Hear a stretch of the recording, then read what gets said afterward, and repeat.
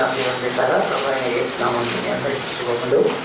దేవుడు మనల్ని సెప్టెంబర్ మాసము యొక్క 3వ ఆదివారం వరకు కాచి కాపాడి ఆయన తన రెక్కల చాటున ఆయన మనల్ని చేర్చుకొని తను ఆశ్రయముగా ఉండి మనల్ని భూమి మీద ప్రమాదాల నుంచి, విపత్తుల నుంచి, కీడు నుంచి కాపాడుతూ ఈ లోకపు భౌతికమైన కీడు కంటే ఒక 100 రెట్లు 1000 రెట్లు ఎక్కువ ఆత్మ సంబంధమైన కీడు ఈ లోకంలో వెంటాడుతుంది. ఆత్మ సంబంధమైన కీడు అంటే మనల్ని పాపములో లాగే కీడు. కనుక మనకు ఒక లారీ కొట్టుకోనక్కర్లేదు, మన ఉన్న చోట పెద్ద భూకంపం రానక్కర్లేదు, మనము ప్రయాణం చేస్తున్న ఒక ట్రైన్ ట్రాక్ అవనక్కర్లేదు, మనం ఉండే చోట భయంకరమైన నీటి ఎద్దడి పడతా ఉండదు.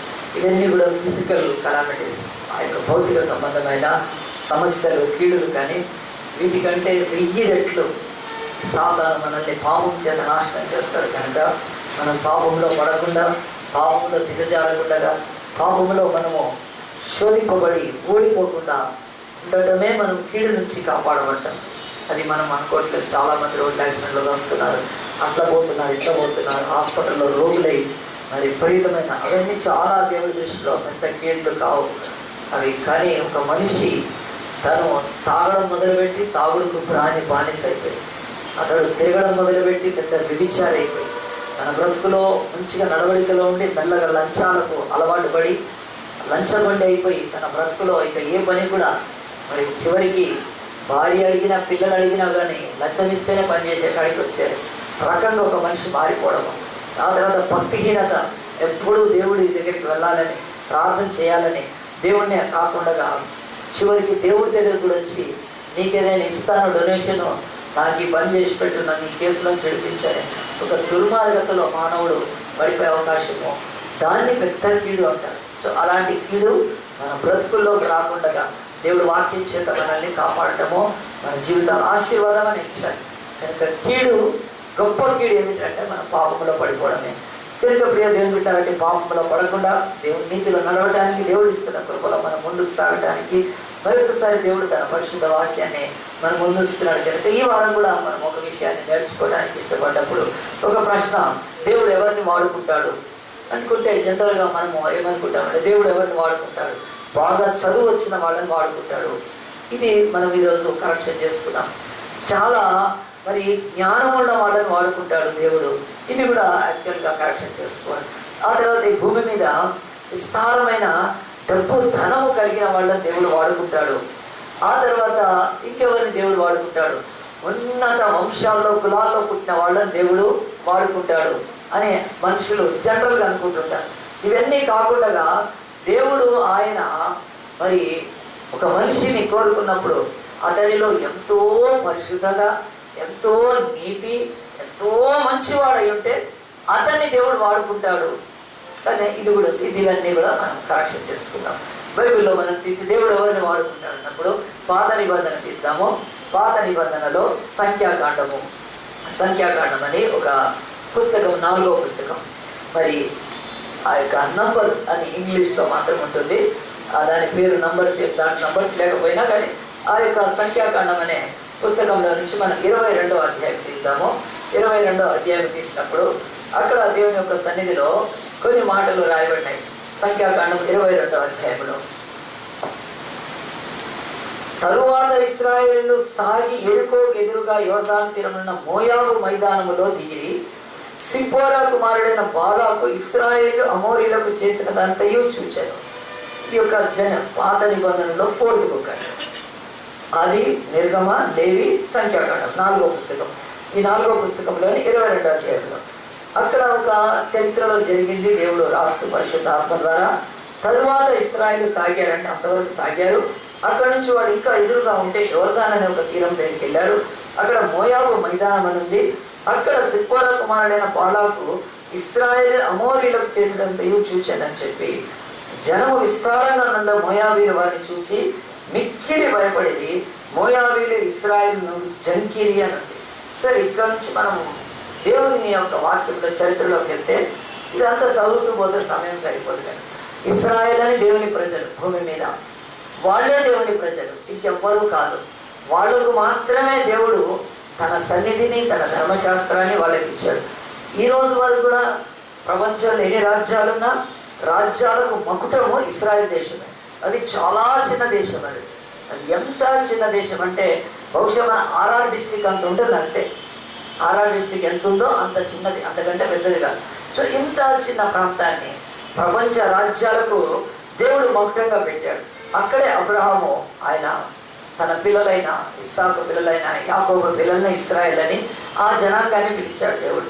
వాళ్లకు దేవుడు తన ఉనికినిచ్చినప్పుడు ఆ ఉనికిని కాపాడుకొని ఆకాశం అందే కానీ భూమి అందే కానీ భూమి కిందున్న దేనిని రూపాన్ని చేసుకొని మొక్కకుండగా, ఆ తర్వాత జంతువులను మొక్కకుండగా, మనుష్యులను మొక్కకుండగా నిజ దేవుణ్ణి ఆత్మదేవుణ్ణి సృష్టికర్తను మొక్కే ప్రజలనే ఇశ్రాయేలీయులు అంటారు. వాళ్ళు దాని ఉనికిని కాపాడుకోవడానికి చాలా కష్టమైన ఆ ఉనికిని కాపాడుకున్నారు కనుక ఆ ప్రజలలోనే యేసుక్రీస్తు పుట్టాడు ఈ లోకంలో. యూదులు అనే పేరు, లేకపోతే ఇశ్రాయేల్ అన్న వాళ్ళే. అలాంటి ప్రజల్లోంచి యేసుక్రీస్తు వచ్చాడు. మనకు తెలుసు ఈరోజు యేసుక్రీస్తే లోక రక్షకుడని ప్రపంచంలో 201 దేశాల్లో ఆయన నామం ఆరాధింపబడుతుంది కనుక ఎన్ని భాషల్లో, ప్రపంచంలో ఆల్మోస్ట్ ఆల్ భాషల్లో ప్రభువుని ఆరాధిస్తున్నారు. చెప్పలు కొడదామా ఒకసారి? మనం తెలుగు పాటలు పాడుతుంటే ఇప్పుడు కింద మెట్ల మీద వరకు వినిపిస్తున్నాయి. మీరు ఒక్కొక్క దేశానికి వెళ్తే ఆ దేశంలో మరాఠీలో, లేకపోతే ఆ యొక్క ఒరియాలో, కన్నడలో, ఇంగ్లీష్లో, చైనీస్లో, సిమాలి భాషలో, మీరు ఏ భాషలో అయినా ఇంకొక ఆదివారం ఉదయం ఎవరికి ఉదయించింది ఆదివారం ఎన్ని వందల వేల లాంగ్వేజెస్లో ఆయన ఆరాధిస్తున్నారు. ఎంత మహోన్నతమైన దేవుడి దేవుడు. అలాంటి దేవుడు ఆయన ఈ పుట్టిన ప్రజలు ఒకప్పుడు వాళ్ళు ఒక బానిస దేశంలో పుట్టారు.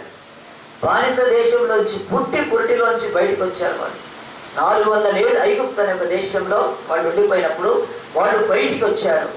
మరి యొక్క తెలంగాణ ప్రాంతము 60 సంవత్సరాలు పరాయి పాలన, వలసదారుల పాలన అని చెప్పి ఉద్యమించినప్పుడు మన జూన్ 2వ తారీఖు 2014 తెలంగాణ అనేది ప్రపంచంలో ఒక జాతి స్వయం పరిపాలనతో ఉద్భవించింది. అది కాదంటానికి లేదు. ఇంకంతే, చట్టాలన్నీ జరిగిపోయినాయి అంతే. ఇంకెక్కడైనా నువ్వు టీఎస్ రాయాల్సిందే అంతే.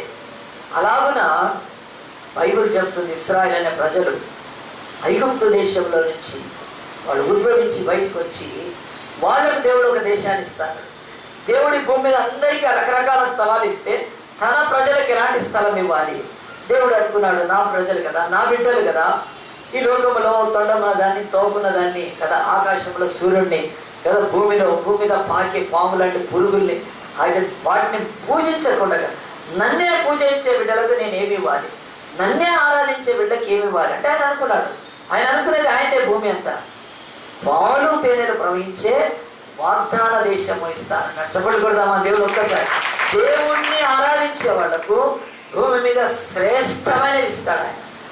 నీ తల్లిదండ్రులు నీకు కదా, నీ స్నేహితులు కాకుండా నీ బంధువులు ఎవరైనా అనుకో, తల్లిదండ్రులు, నీ బంధువులు స్నేహితులు అందరూ కూడా ఏం చేస్తారంటే నీకు చాలా మరి మంచివి ఇస్తారు. తల్లిదండ్రులు వాళ్ళు కూడా కొంచెం మంచివి ఇస్తారు. కానీ దేవుడు ఎప్పుడు మనకు మంచివి ఇవ్వడు. బైబిల్ తెలిసి మీరు దాన్ని రెడ్ పెన్తో రాసుకోవచ్చు. దేవుడు తన పిల్లలకు మంచివి ఏమి ఇవ్వడు. మనం మంచి అడుగుతున్నా కొద్దీ ఆయన నవ్వుతూ ఉంటాడు. మనం మంచి అడుగుతున్నా కొద్దీ ఆయన సిగ్గుపడుతూ ఉంటాడు. మనం మంచి అడుగుతున్నా కొద్దీ ఆయన చాలా బాధపడుతుంటాడు. మనం మంచి అడుగుతున్నా కొద్దీ పీకి పీకి కొడతాడు. మన ఇంట్లోనే కదా పొచ్చ పట్టుకొని అమ్మ ధర్మం చెయ్యని ఎప్పుడైనా ప్లేట్ పట్టుకొని మీ మమ్మీని అడిగారా కదా? నాన్న దగ్గరికి వెళ్ళి నాన్న నా ఫీజు ధర్మం చెయ్యి, నాన్న నాకు బస్ పాస్కి ధర్మం చెయ్యి అడిగారు ఎప్పుడైనా? ఎందుకు అడగరండి? తల్లిదండ్రులు ఆలోచించండి. మరి మంచివి ఇవ్వడు, గుర్తుపెట్టుకోండి, శ్రేష్టమైనవి ఇస్తాడు. Always best is from God, the good is from the world and your friends and whatever whoever they are. ఎప్పుడు శ్రేష్టమైన ఇస్తాడు దేవుడు. సో శ్రేష్టమైన ఇచ్చే దేవుడు ఆయన వెతికి భూమికి మధ్యలో ఉన్న స్థలం ఒకటి ఉంది. అది ఆనాడు కనాను అనే ఒక ప్రదేశం. కనాను ప్రజలు అక్కడ ఏలుతూ ఉన్నారు. వాళ్ళ చేతిలో ఉన్నాయి కనుక ఆ యొక్క స్థలాలను దేవుడు అనుకున్నాడు నా బిడ్డలకు ఇస్తానని చెప్పి ఐగుప్తులోంచి వాళ్ళను బయటికి తీసుకొని వచ్చాడు. ఐగుప్తులో నుంచి వాళ్ళందరినీ ఇలాగున చేతితో తీసుకొని కదా, అప్పుడు ఒక పర్వతాన్ని లాగున పట్టుకొచ్చేసాడు కదా. మళ్ళీ ఆ కథలన్నీ కూడా బాగా విన్నాము కదండి. ఏదో సంజీవినికి వెళ్ళాడంట, తెచ్చాడంట. అట్లా దేవుడు కూడా ఒక చెయ్యి కింద పెట్టి కదా ఇట్లానే వాళ్ళందరినీ ఇస్రాయిల్ అందరినీ ఇలాగ తీసుకెళ్ళి అలాగ హెలికాప్టర్లో ల్యాండ్ ఏం చేయలేదండి. దేవుడు ఏది ఇచ్చినా కానీ ఏం చేస్తాడు తెలుసా అంటే ఆయన మన యొక్క విశ్వాసాన్ని బట్టి ఇస్తాడు. సో దేవుడు ఇచ్చే శ్రేష్టమైనవైనా అవి పొందుకోవడానికి మనకి ఏం కావాలి? ఫెయిత్ కావాలి. సో వాళ్ళకు కూడా చెప్పాను నేను, పాలు పేదలు ప్రవహించే వాగ్దాన దేశాన్ని ఇస్తానప్పుడు వాళ్ళు అనుకున్నారు హాయిగా దొరికిపోద్ది అనుకున్నారు, కానీ అలాగా ఏం దేవుడు పెట్టలేదు. వాళ్ళని నడిపించాడు. వాళ్ళు నడుస్తూ పోతున్నారు. రాజ్యాలు ఎదురైంది, వాటిని కూల్చేశాడు. సముద్రం ఎదురైంది, మాయం చేసేసాడు. మహా సామ్రాజ్యాలు ఆయన వ్యతిరేకంగా వాటన్నింటినీ నాశనం చేసి ఆయన తీసుకెళ్తున్నాడు. తన వాగ్దానం ఇచ్చాడు కానీ తన శక్తి బలము చేత అద్భుతమైన ఆయన యొక్క అనంతమైన ప్రణాళిక చేత తీసుకెళ్తూ ఉన్నప్పుడు ఇంకా వాళ్ళు ఐగుప్తుల నుంచి బయటకు వచ్చారు. వాళ్ళకి ఇవ్వాల్సిన దేవుడు ఇవ్వాల్సిన వాగ్దానం చేసిన కనానుకు రాలేదు వాళ్ళు. ఆ మధ్యలో జరిగింది నేను చెప్తున్నాను ఈరోజు. ఈ 22వ అధ్యాయంలో ఇశ్రాయేలు అనే దేవుని ప్రజలు బయలుదేరి తమకు దేవుడు ఏమిస్తా అన్నాడో దాని స్వాస్థ్యాన్ని పొందుకోవటానికి ఆలోచించారు. చాలా మంది పేద ప్రజలు ఇక్కడ అన్ని గుడిసెలు తీసేస్తే మీరు అక్కడ గుడిసెలు వేసుకోవచ్చు అంటే పరిగెత్తుకొని వెళ్ళిపోతారంట కదా. త్వరగా వెళ్ళి అక్కడ గుడిసెలు వేసుకుంటుంటారు. వాళ్ళకంటే ఇంకొంచెము చదువుకున్న వాళ్ళు అయితే అక్కడ ప్లాట్లు అమ్ముతున్నారు ఆదిపట్ల దగ్గర అంటే పరిగెత్తా ఉంటారు కదా. అంటే కొనుక్కోవడానికి వెళ్ళటానికి ఆశపడతారు. అలాగనే ఇశ్రాయేలు కూడా తమకు ఒక స్థలాన్ని ఇస్తా అన్నప్పుడు వాళ్ళు వెళ్తూ ఉన్నప్పుడు దారిలో ఒక సంగతి జరిగింది చూడండి. తర్వాత ఇశ్రాయేలు సాగి ఎరికోకు ఎదురుగా యోర్దాను తీరున్న మోయాబు మైదానంలో దిగిరి సిప్పోరా కుమారుడైన బాలాకు ఇశ్రాయేలు అమోరీలకు చేసినంత చూచాను. అంటే ఇశ్రాయేలు అమోరీలనే ఒక జనాంగాన్ని హతము చేసేసారు. ఎంత ఘోరంగా ఓడించారంటే ఆనాడు వేరే దేశాలంతా గడగడలాడిపోయారు. ఏంటి వీళ్ళు ఒక బాటసారులాగా ఉన్నారు, ఒక ప్రయాణికుల్లాగా ఉన్నారు, సామాన్యులాగానే కనిపిస్తున్నారు. కానీ వీళ్ళ శక్తి అసమానమైందని చెప్పి భయపడిపోయి ఈ యొక్క సంగతులను చూచిన మోయాబు రాజు మోయాబీలు భయపడిపోయి ఏం చేశాడు చూడు. 4వ వచనం, మోయాబీలు మిద్యాను పెద్దలతో ఎత్తు వీటి పచ్చికను నాకివేయినట్లు ఈ జనసమూహం మన చుట్టూ ఉన్నది, యావత్తును ఇప్పుడు నాకివేయినది. ఆ కాలమందు సిప్పోరా కుమారుడైన బాలాకు మోయాబీలకు రాజు అని చెప్పి ఈ కొన్ని సంగతులు రాయడాన్ని బట్టి దేవుడు మనకు నేర్పిస్తున్నాడు. ఇశ్రాయేలీలు అంటే ఆనాడు సర్వ ప్రపంచ దేశాలు భయపడినాయండి. కనుక దేవుడి బిడ్డలమైన మనల్ని చూసి కూడా ఎవరైనా భయపడుతున్నారా? వాళ్ళని చూసే మనం భయపడుతున్నామా? ఒక ప్రశ్న వేసుకుంటే కనుక ఎవరైనా ఈ లోకాన్ని చూసి భయపడుతున్నారంటే వాళ్ళు దేవుని బిడ్డలు కాదు, అస్సలు కాదు. ఎవరినైతే చూసి లోకం భయపడుతుందో వాళ్ళు దేవుని ప్రజలు. చెప్పండి కొడదాం ఒకసారి.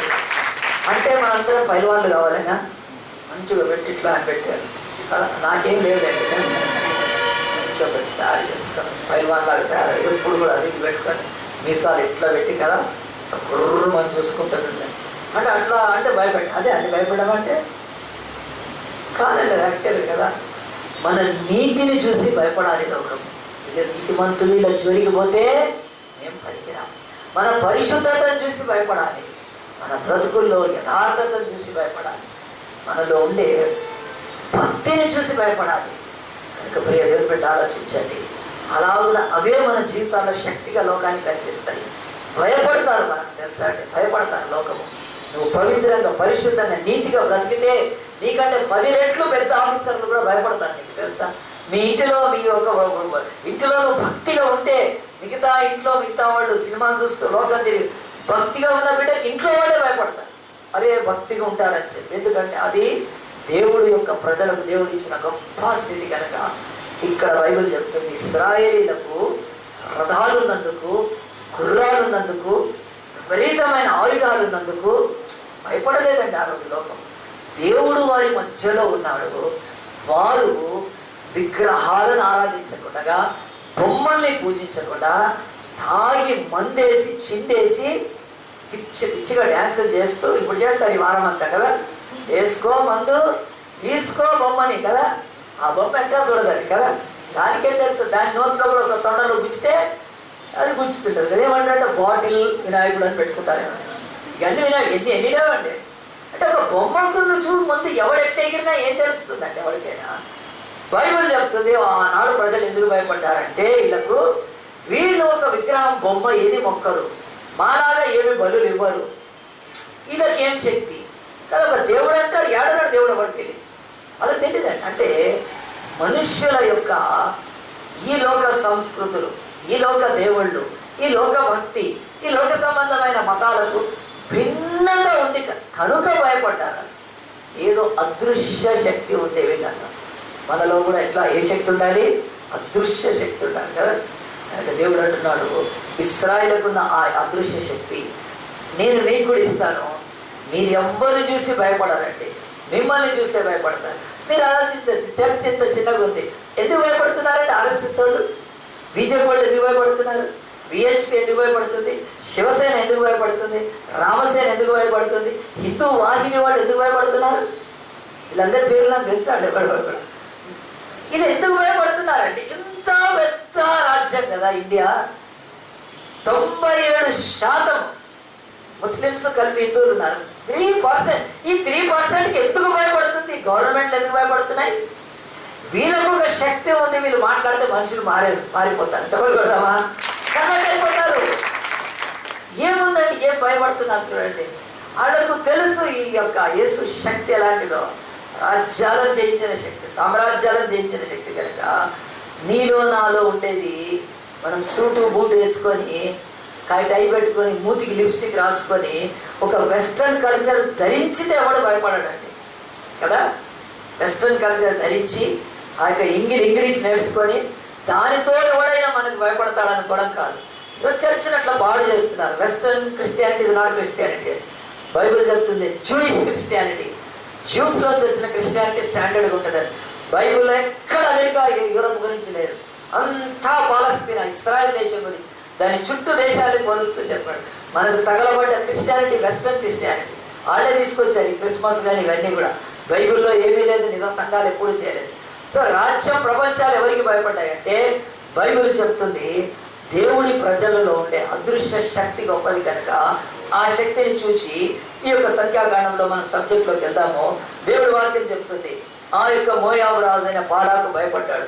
అతడు వాడిన మాట ఏంటంటే ఎత్తుకు బాగా కదా ఆకలి వేసినప్పుడు ఏం చేస్తుంది, మనకు కూడా బాగా ఆకలి వేసినప్పుడు ఏం చేస్తామండి కదా, డేక్ష నాకేస్తారు, స్పూను నాకేస్తారు, ఆ తర్వాత ఇక దాన్ని పెట్టి అట్టక్కడ పెట్టి గీక్కొని తింటాం.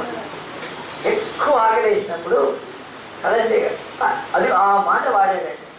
ఎద్దుకు కూడా బాగా ఆకలిస్తే అది పచ్చిక బీట్ అంటారు కదా ఆ గడ్డి, అది పైన తినదు, అది మొత్తం లాగి భూమి మీద ఏదంతా సాఫ్ చేస్తుందంట. అట్లా ఈ ప్రజలు ఎట్లా ఉన్నారంటే అసమాన్యంగా ఉన్నారు. వీళ్ళు మన మోయాబు రాజ్యాన్ని ఆ యొక్క పచ్చిక వీటిని ఎద్దు ఆకలేసినప్పుడు నాకినట్టు నాకి పాటించిపోతారు. మనం వీళ్ళకి వ్యతిరేకంగా వెళ్ళారు. మన సైన్యము, మన యుద్ధ శక్తి చాలా ఉంది, కానీ వీళ్ళు ఎదుట నిలవదు, వీళ్ళకి అదృశ్య శక్తి ఉంటుంది వీళ్ళకి అని చెప్పి భయపడి వాళ్ళు ఏం చేశారంటే సంఖ్యాకాండంలో వాళ్ళు ఒక మంత్రం చేయించాలనుకున్నారు. ఈ మంత్రాలు తంత్రాలు ఇప్పటి నుంచి లేవండి, చాలా ఓల్డ్ ప్రాక్టీస్ భూమి మీద. కనుక ఎదవలందరూ చేసే పని ఇది. సత్య మార్గం నడవలేక, నీతి మార్గం నడవలేక మనం కూడా ఉద్యోగం డైరెక్ట్ సంపాదించాలి, లేదంటే ఏముంది కిందికి వెళ్ళిక అట్లా ఎగ్జామ్ మంచిగా రాయాలి, లేదంటే కింద చిట్టి పెట్టి అట్లా కదా, అట్లా కొట్టడం కదా. మళ్ళీ ఎటు అటు చూడడం వాళ్ళు వచ్చినప్పుడు అలాగే అర్థమైతే అటు ఇటు అంటే కింద ఉందని వాళ్ళు జరిగి చిట్టి తీసుకున్నాం. చదవలేక కదా దాదాపుగా లోకములో సరి మార్గంలో వెళ్ళని వాడు కూడా అడ్డమైన మార్గం ఎంచుకుంటారు కనుక అలాగే వీడు కూడా మోయాబు వచ్చి ఇశ్రాయేల్ రాజులు కలిసి, ఇశ్రాయేల్ రాజు లేడు, దేవుడే రాజు, ఇశ్రాయేల్ ఆ యొక్క నాయకుడైన మోషేని కలిసి అయ్యా లేకపోతే దూతల్ని పంపి అడగాల్సింది, మీరు వచ్చారు మా దేశాన్ని నాశనం చేయకండి, మమ్మల్ని వదిలిపెట్టండి, మీ శక్తి అపారమైంది అని చెప్పి ఒప్పుకుంటే అయిపోయింది. లేదంటే పోతే పోయింది కదా, యుద్ధం చేసి కదా వీర మరణం పొంది వెళ్ళిపోవచ్చు, అది మంచి పద్ధతే కదండి. తాడో పేడో అంటారు కదా, అంటే తాడంటే ఉరేసుకోవడము కదా, పేడు అంటే అది కాదండి. తాడో పేడో అంటే అది వేరే సామెత, అంటే గెలిస్తే గెలిచాలి, లేకపోతే ఓడిపోయినా చచ్చిపోతాం, అది వీర మరణం పొందడం. అది కాకుండా ఇంకేం చేస్తున్నారండి వాళ్ళు, ఏం చేశారంటే ఆ రాజు మంత్రించాలనిపించాడు వీళ్ళ మీద, మంత్రాలు చేద్దామని. ఏ మంత్రము? ఆనాడు ఒకడున్నాడు, వాడి పేరు బిలాము అని ఒక మంత్రగాడు. అంటే అతడు చేస్తే, అతడు ప్రార్థన చేస్తే, లేకపోతే అతడు శపిస్తే మనుషుల మీదకి వస్తుందని చెప్పి వాడి దగ్గరికి బైబిల్ చెప్తుంది. చూడండి, సంఖ్యాకాండం 22వ అధ్యాయంలో ఒక 2 మాటలు చెప్పి నేను బాగా ముగించేస్తాను. దేవుడి యొక్క వాక్యము 22లో ఇలా ఉంది. కాబట్టి అతడు బేయరు కుమారుడైన 5వ వచనం 22nd 5th వరకు. కాబట్టి అతడు బేయరు కుమారుడైన బిలామును పిలుచుటకు అతని జనుల దేశమందరిని ఆ యొక్క నది వద్దనున్న పేతోరుకు దూతల చేత వర్తమానం పంపెను.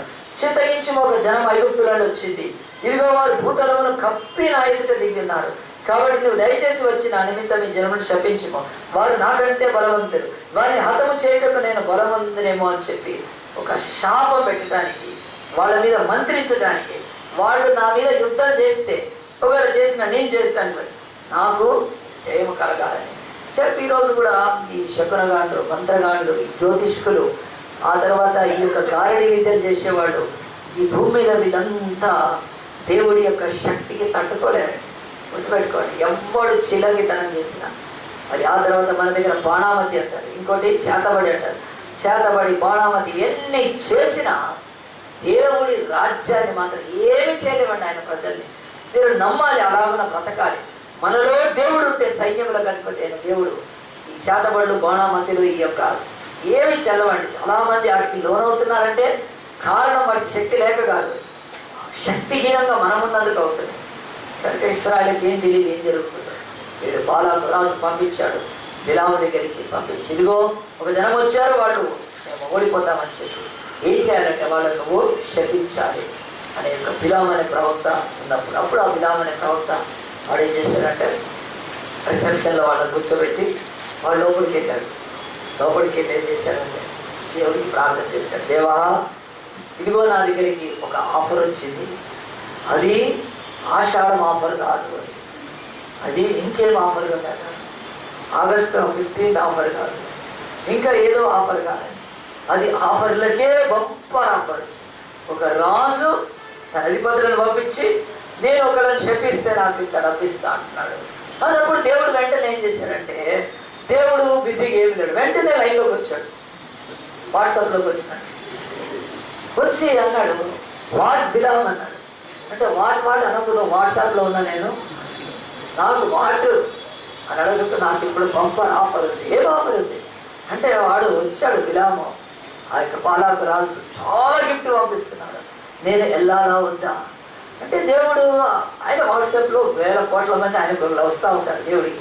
మళ్ళీ బిలాంకి ఎక్కువ టైం పెట్టలేదు అన్నాడు. నో వాళ్ళు మరి ఆ మాట రాసి పెట్టుకోండి, బైబిల్లో ఇది శ్రేష్టమైన మాట. ఇంతవరకు భూమి మీద కూడా నేను కూడా విన్న గొప్ప దైవ సేవకుల దగ్గర కూడా ఈ మాట ఎవడు నమ్ముతాడో వాడి బ్రతుకు ధన్యమవుతుందండి. నేను చెప్తున్నాను, దేవుడు ఒకటే మాట మాట్లాడు 22వ అధ్యాయంలో దేవుని యొక్క వాక్యము 12వ వచనం. అందుకు దేవుడు నీవు వారితో వెళ్ళకూడదు, ఈ ఆఫర్ స్వీకరించకూడదు అని చెప్పాడు. ఆ ప్రజలను శపింపకూడదు, వారు ఆశ్చర్యింపబడిన వారు అని బిలాముతో చెప్పాడు. ఇంతవరకు అండి, యుగాంతం వరకు ఈ మాటలు ఇచ్చే ఉంటారు. గుర్తుపెట్టు, బ్లెస్డ్ పీపుల్ని ఎవ్వడు కర్స్ చేయలేడు. We are blessed people. మనల్ని కర్స్ చేసేవాడు ఎవ్వడు లేడు. గుర్తుపెట్టుకోండి, మనంతటా మనం కర్సులోకి పోతామే తప్ప మనల్ని క్షమించగలిగిన వాడు ఆకాశం కింద ఎవడూ లేడండి. అంత గొప్ప దేవుడు పెట్టుకొని మన బ్రతుకుల్లో శాపాలను అనుభవించడం ఎందుకు జరుగుతుందంటే ఖచ్చితంగా మనలో లోపం ఉంది కనుక. లోపమే శాపం కనుక అది మనం సరి చేసుకోవాలి కనుక, అంతే తప్ప దేవుడు అసలు ఆ శాపాలన్నింటినీ మోసి సిలువే శాపానికి సూచన అయితే, సిలువలో వేలాడినాక కూడా దేవుని ప్రజల శాపంలో ఉండడం అది వారి యొక్క దుస్థితి. అంతే చెప్పేశాడు బిలాము, నువ్వు ఆఫర్ తీసుకోవడానికి లేదు. వాళ్ళు ఆశీర్వదింపబడిన వారు కనుక వారి మీద శాపము చెప్పడానికి వీల్లేదు. చాలా జాగ్రత్తగా గుర్తుపెట్టుకోవాలి చెప్పేశాడు. కనుక గుర్తుపెట్టుకోండి, ఎవడైనా మన మీద చేతబడి చేసిన, బాణామతి చేసిన, ఇంకా ఏదైనా చేసిన, ఎంత పెద్దదైనా చేసిన, దేవుడు మనకు చెప్పడది వాడికి చెప్తాడు పోయి, అరే ఆ బిడ్డ ఆశీర్వదింపబడ్డ బిడ్డ, అతడు క్రీస్తు రక్తం చేత కడగబడ్డ బిడ్డ, అతడి జోలికి నువ్వు వెళ్ళొద్దు అని వాడికి చెప్తాడు ఆ మంత్రగాడికి. ఆ మంత్రగాడు ఏమైనా దేవుడికి భయపడితే వాడు ప్రాణం దక్కించుకుంటాడు, లేదంటే వాడే చచ్చిపోతాడు. అంతేనండి. మనకేమి కాదు. కానీ దేవుడు అలాగున చెప్పడానికి నీ బ్రతుకులో యోగ్యత ఉండాలి.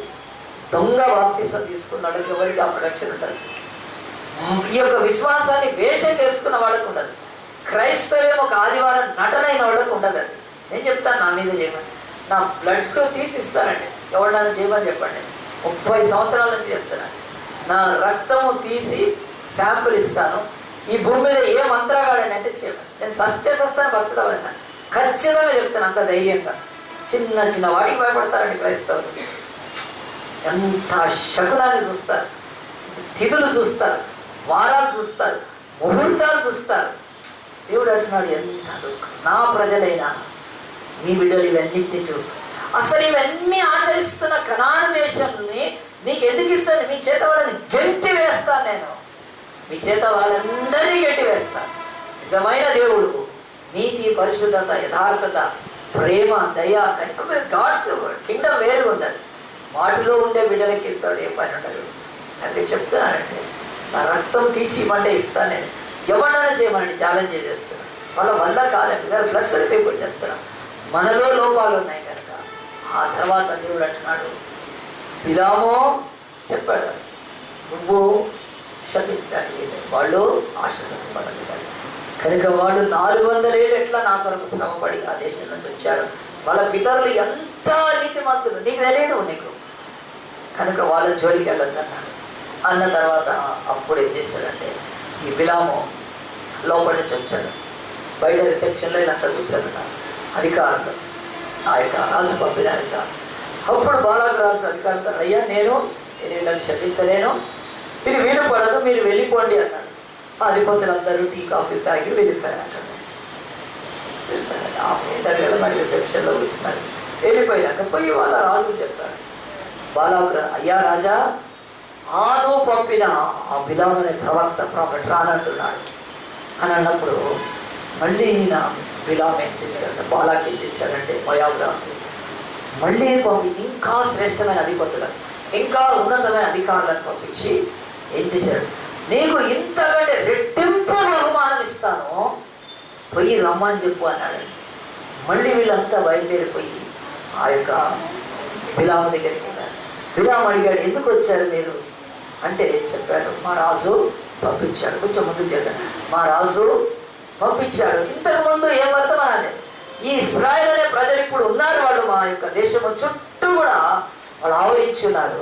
వాళ్ళని శపించాలి, నువ్వు వాళ్ళని శపిస్తే నీకు ఇంత బహుమానం ఇస్తా అన్నప్పుడు, అప్పుడు ఈ యొక్క బిలాము ఏమన్నాడంటే తెలుసా అండి, బిలాము వాళ్ళతో ఒకటే మాట అన్నాడు, ఒక మంచి మాట అన్నాడు, ఈ బాలాకు రాజు నా ఇల్లు పట్టేంత బంగారం ఇచ్చిన, బహుమానాలు ఇచ్చిన, వెండి ఇచ్చిన, నేను మాత్రము రాను అన్నాడు. ఏమన్నాడు, నేను మాత్రము రాను అని ఏమన్నాడంటే, రాను అన్నాక ఏం చేయాలి వాళ్ళు, నువ్వు వెళ్ళిపో అన్నాడు. కానీ రాను అని చెప్పి మీరు కూర్చోండి అన్నాడు. తప్పు కదండి, మీరు కూర్చోండి అని చెప్పి అనటం అది చాలా తప్పు. సరే కూర్చోండి అన్నాడు, వాళ్ళకి అర్థం కాలేదు. రాను అంటాడు, మళ్ళీ కూర్చోమంటాడు. మనం కూడా అంతే కదండి, అన్నం తినను అంటే ఆ ప్లేట్ కాడే కూర్చుంటారు, వెళ్తున్నామంటారు, వెళ్ళనే వెళ్ళారు, ఆడే కూర్చుంటారు ఇట్లా. ఇంకెళ్ళి వస్తా అంటారు, ఎక్కడ ఆడే కదా. అలాగా అవి సరైన ఇవి కాదండి. వెళ్తున్నా అంటే వెళ్ళిపోవాలి కదా, వెళ్తున్నా అని చెప్పి ఆడే కూర్చోవడం ఏంటి? అట్లా ఇద్దరు కూడా నేను రాను అంటాడు, మీరు ఇక్కడే ఉండండి అంటాడు. మళ్ళీ అన్న తర్వాత మళ్ళీ దేవుడి దగ్గరికి వెళ్ళాడు, దేవా ఆఫరు డబల్ అయిపోయి నువ్వేమంటావు? ఆఫరు డబల్ అయిపోయింది, 200 అయిపోయింది. ముందుంటి బహుమానాలు ఇప్పుడు నా ఇల్లంతా బంగారం, వెండి కూడా దొరికేటట్టుంది. ఇన్నేళ్ళు నేను ప్రవక్తగా ఉన్నాను, కానీ నాకు ఇలాంటి ఆఫరు రాలేదు, ఇలాంటి మంచి అవకాశం రాలేదు, ఇలాంటి మోక నాకు రాలేదు, ఏం చేయమంటావు అన్నది. అప్పుడు దేవుడు ఏం చేశాడంటే, సరే నువ్వు వెళ్ళు అన్నాడు. ఏమన్నాడు, సరే నువ్వు వెళ్ళన్నాడు. అప్పుడు ఏం చేశాడంటే, దేవుడి దగ్గర ఆ యొక్క చెప్పాడని చెప్పి లేచి పదండి అని చెప్పి వాళ్ళని పంపించేసి లేచి ఒక గాడిద ఎక్కి బయలుదేరాడు. గాడిద బయలుదేరిన తర్వాత ఆ గాడిద కొంచెం దూరం పోయిన తర్వాత అది గాడిద అది సరిగ్గా పోవట్లేదు, పోతా ఆగిపోయింది. ఆగిపోయే వరకు ఈయన కోపం వచ్చింది. చూడండి దేవుడి యొక్క వాక్యంలో, ఈ యొక్క సంఖ్యాకాండం 22వ అధ్యాయంలో దేవుడు మనకు చూపిస్తూ ఉన్నాడు, 22వ అధ్యాయంలో కొంచెం ముందు, గాడిదను దాని వారికి మలుపులను దాన్ని కొట్టగా యెహోవా దూత ఇరుప్రక్కల గోడలను ద్రాక్ష సందుటోట లేచినని 22 నుంచి మీరు కింది వరకు చదువుకోండి. నేను ఇప్పుడు చెప్పే అంత చదివే సమయం లేదు. ఈ యొక్క బిలాము వెళ్తా ఉన్నాడు, ఎదురుగా ఆ గాడిద మీద కూర్చున్నాడు. ఎదురుగా యెహోవా దూత కనిపించినప్పుడు ఆ గాడిద భయపడిపోయింది. గాడిద భయపడిపోయేది ఏమైందంటే పక్కకు పరిగెత్తిందని, పక్కకు పొలంలోకి త్రోవ విడిచి పొలంలోకి వెళ్ళిపోయింది. 23వ వచనం. అప్పుడు దాన్ని ఒకసారి కొట్టాడు. కొట్టిన తర్వాత మళ్ళీ అది లేచి ముందుకు వెళ్ళింది. ముందుకు వెళ్ళే వరకు మళ్ళీ ఆ యొక్క యెహోవా దూత అడ్డంగా ఉన్నప్పుడు అదేం చేసిందంటే మళ్ళీ ద్రాక్ష తోటల సందులోకి వెళ్ళిపోయింది. మళ్ళీ దాన్ని కొట్టాడు మూడోసారి. అది 20వ వచనంలో అది బిలాముతో కూడా కింద కూలబడింది. ఒకసారి దారిలోంచి పక్కకి వెళ్ళిపోయింది. పక్కకి వెళ్ళిపోయినప్పుడు కోపం వచ్చింది, ఏంటి నా యొక్క గుర్రం గాడి తెచ్చుకుందని కొట్టాకనే అది మళ్ళీ దారి నడుస్తుంది. రెండోసారి అది ద్రాక్ష తోటలోకి వెళ్ళిపోయింది. అప్పుడు కూడా కొట్టాడు. మూడవసారి అది ఇక ముందుకు వెళ్ళలేక అక్కడే కొలబడ్డప్పుడు ఆ యొక్క గాడిదని కొట్టాడు. కొట్టగానే అప్పుడు దేవుని వాక్యం చెప్తాను చూడండి. దాన్ని కొట్టాక 20 అప్పుడు యెహోవా ఆ గాడిదకు వాక్కు ఇచ్చాను కనుక అది నీవు నన్ను ముమ్మారు కొట్టితివి అంటే 3 సార్లు. దానికి మ్యాథ్స్ వచ్చేసిందండి, 3 అని చెప్తుంది. చాలా మందికి ఇట్లా చూపిస్తే 2 అన్నారు చిన్నప్పుడు పిల్లలు, 3 అంటారు కదా, 2 అంటారు. నేర్చుకోరండి చిన్న పిల్లలు. కానీ పెద్ద లేక కూడా 2, 3 తెలియకపోతే అది మనం ఏం చేయలేదు. కానీ గాడిదని చూసి నేర్చుకోవాలి. గాడిద కౌంట్ చేసుకుందండి, 1, 2, 3 చెప్తుంది. నన్ను ముమ్మారు కొట్టావు అంటుంది. ఎంత చక్కగా దీనికి మ్యాథ్స్ వచ్చేసిందని చూడండి. నువ్వు నన్ను ముమ్మారు కొట్టిదివి, నేను నిన్నేమి చేసిద్దానని బిలాముతో అంటుంది. చక్కగా పలుకుతుందండి పలుకుతుంది. అప్పుడు బిలాము ఏం చేస్తున్నాడంటే అతడు ఆశ్చర్యపోయి ఈ యొక్క గాడిద ఎప్పుడు మ్యాథ్స్ నేర్చుకుంది 1, 2, 3 అని అతను ప్రశ్నించడం కానీ ఆ గాడిదని అడగటం కానీ నువ్వు ఎప్పుడు మాటలు నేర్చుకున్నావు గాడిద అని చెప్పి దాన్ని అడగటం కానీ ఒక ఆశ్చర్యపోవడం కాదు. కానీ బైబిల్ ఎంత చెప్తుందంటే బిలాము నీవు నా మీద తిరగబడింది, గాడిద మాట్లాడుతున్నాడండి. వీడు గాడిద కనుక అయిపోయాడు. గాడిద మాట్లాడితే మనం ఏం చేయాలని ఆశ్చర్యంగా చూడాలి కదా, వాట్సాప్లోనే దీంట్లో పెట్టాలి, రికార్డ్ చేసి అంత. కానీ మనం దాంతో మాట్లాడటం ఏంటి, ఎంత సింపుల్గా 3 సార్లు కొట్టాను. ఎందుకు కొట్టామంటే అతను బిలాము వెంటనే అంటున్నాడు చూడండి, నీవు నా మీద తిరగబడితివి అంటున్నాడు. నువ్వు నా మీద తిరగబడి అందు గురించే కొట్టాను. చాలాసార్లు బైబిల్ ఎంత బాగా చెప్తుందనంటే దేవుని యొక్క సన్నిధిలో మనందరి జీవితాలలో బైబిల్ ఒకటే చెప్తుంది, మనం ఎవరితో మాట్లాడుతున్నామో మన స్థాయి దిగిపోతుంది. అక్కడ అర్థం చేసుకోండి. చాలామంది లోకములో గాడిదలు లాంటి వాళ్ళు, లేకపోతే పనికి వాళ్ళతో మనం మాట్లాడరు. యేసు మౌనము దాల్చాడు. చెప్పండి కొడదామండి.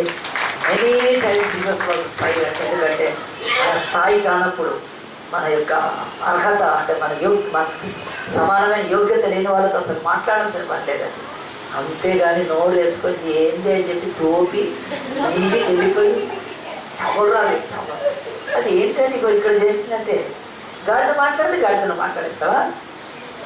ఆలోచించండి. చాలామంది కదా, నేను ఏమనుకున్నాను, ఏదో సండే కాదు అసలు, ఇది వేరే రోజు నీ సంగతి చూస్తా. సండే అయితే సైలెంట్గా ఉండేదాన్ని కదా, ఈరోజు సండే కాదు ఎందుకంటే కనుక అని చెప్పి మండే నుంచి సాటర్డే ఎట్లా కొట్టుకుంటున్నారు. బైబిల్ చెప్తుంది ఏంటంటే వాళ్ళ స్థాయికి నువ్వు ఎందుకు దిగిపోతున్నావు అంటే యేసు ఆయన బిడ్డలు చాలాసార్లు మౌనంగా ఉన్నారు.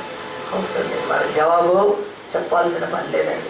కానీ మనము ఇలాగ దిగజారిపోయినప్పుడు ఇట్లా మాట్లాడతాం కనుక బైబిల్ ఇంకొక మాట చెప్తుంది చూడండి. 22వ అధ్యాయంలో అలాగనున్నప్పుడు దేవుని యొక్క వాక్యము అక్కడ ఆ యొక్క గాడిదతో అంటున్నాడు చూడండి. 30వ వచనంలో 29 బిలాము నీవు నా మీద తిరగబడితే నా చేత ఖడ్గము నెడలా నిన్ను చంపియుందునని గాడితో నేను అంటే ఆ యొక్క ఖడ్గం లేదు నా దగ్గర, కత్తి లేదు కనుక నేను చంపేసేవాడిని అని. అందుకు గాడిద అంటుంది, నేను నీ దానమైనది మొదలుకొని నేటి వరకు నీవు ఎక్కుచ్చు వచ్చిన నీ గాడిదను కానా, నేను ఎప్పుడైనా నీకు ఇట్లా చేయట కదా అని బిలాము తనగా అతడు లేదా నేను మళ్ళీ జవాబు చెప్తున్నాడు. ఇద్దరు ఎంత బాగా మాట్లాడుకుంటారు చూడండి. నువ్వు కత్తో చంపుతావా, నేను ఎంత మంచిదాన్ని, మంచి గాడిదని, నేను నేళ్ల నుంచి నీకు కదా నేను సేవ చేస్తున్నాను, ఎప్పుడైనా ఇట్లా చేశానా అని అంటే చూడండి ఇంటరాక్షన్ కాదు. మనం కూడా గాడిద మాట్లాడితే మౌనంగా ఉంటే ఇది కొనసాగదండి. మనం మాట్లాడితే అవి కూడా మాట్లాడతాయి మనతో గాడిదలు. కనుక అదంతా ఛాన్స్ ఇవ్వకూడదు. కనుక బైబిల్ ఒకటే చెప్తుంది, అందుకు ఆ బిలాం అన్నప్పుడు లేదా నేను కదా, ఎంత బాగా చెప్తాను, కాదు నువ్వు మంచిదానివే అంటున్నాడు కదా, లేదే నువ్వు మంచిదానివే అని ఎంత చక్కగా ఇంటరాక్షన్ చేస్తున్నాడు చూడండి.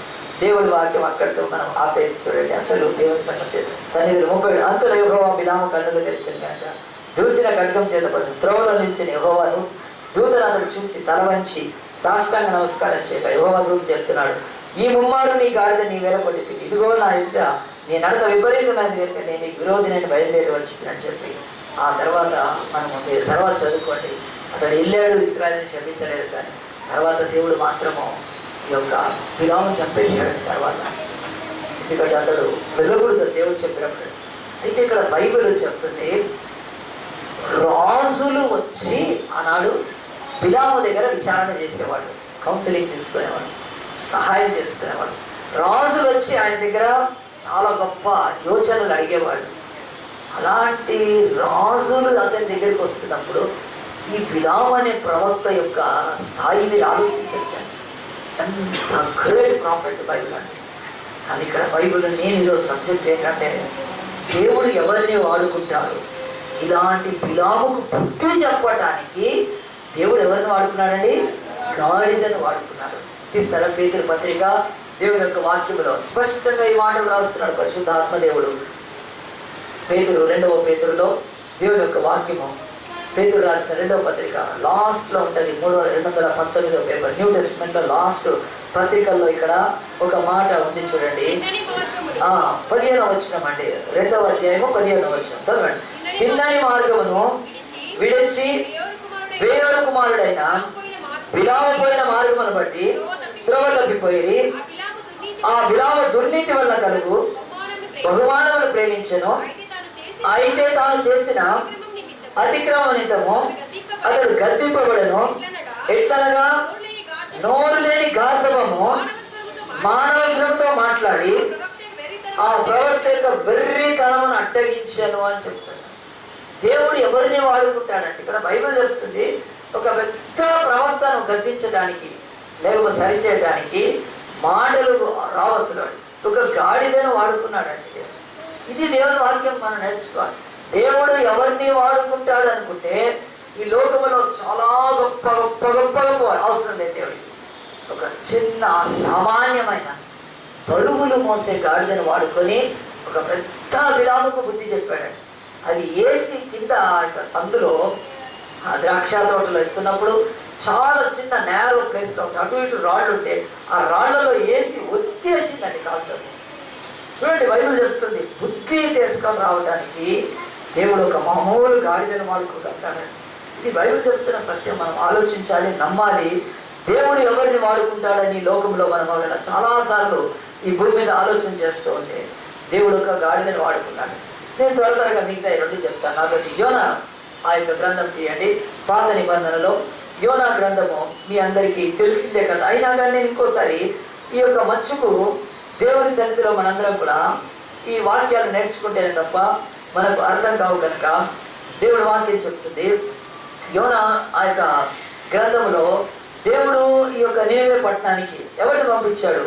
దేవుడు ఒక మహాప్రవక్తను పంపించాడు. ఆ మహాప్రవక్త యోనా 762వ పేజీలో ఉంటుంది చూడండి. దేవుడు యెహోవా వాక్కు అమిత్తయి కుమారుడైన యోనాకు ప్రత్యక్షమై ఇలాగ సెలవిచ్చాడు, నినివే పట్టణం పట్టణస్థుడి దోషము నా దృష్టికి ఘోరమైంది కనుక నువ్వు లేచి నినివే పట్టణానికి పోయి దాని దుర్గతిని కలుగునని ప్రకటించుము. ఇది కూడా సండే స్కూల్ స్టోరీ అండి. ఇక్కడ కూడా స్పష్టమైన మెసేజ్ ఉంది. ఆ నినివే అనే పట్టణము ఇశ్రాయేల్ దేశం నుంచి చాలా దూరమైన దేశం అని. ఆనాడు ప్రపంచ పట్టణాలలో పెద్ద పట్టణం అని.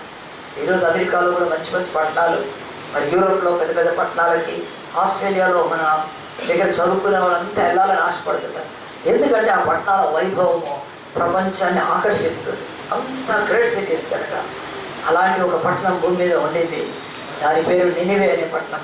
అది బబులోను సామ్రాజ్యానికి దగ్గరలో కనుక ఆ పట్టణమును అది పాపంతో నిండిపోయింది, అది దుర్మార్గంతో నిండిపోయింది.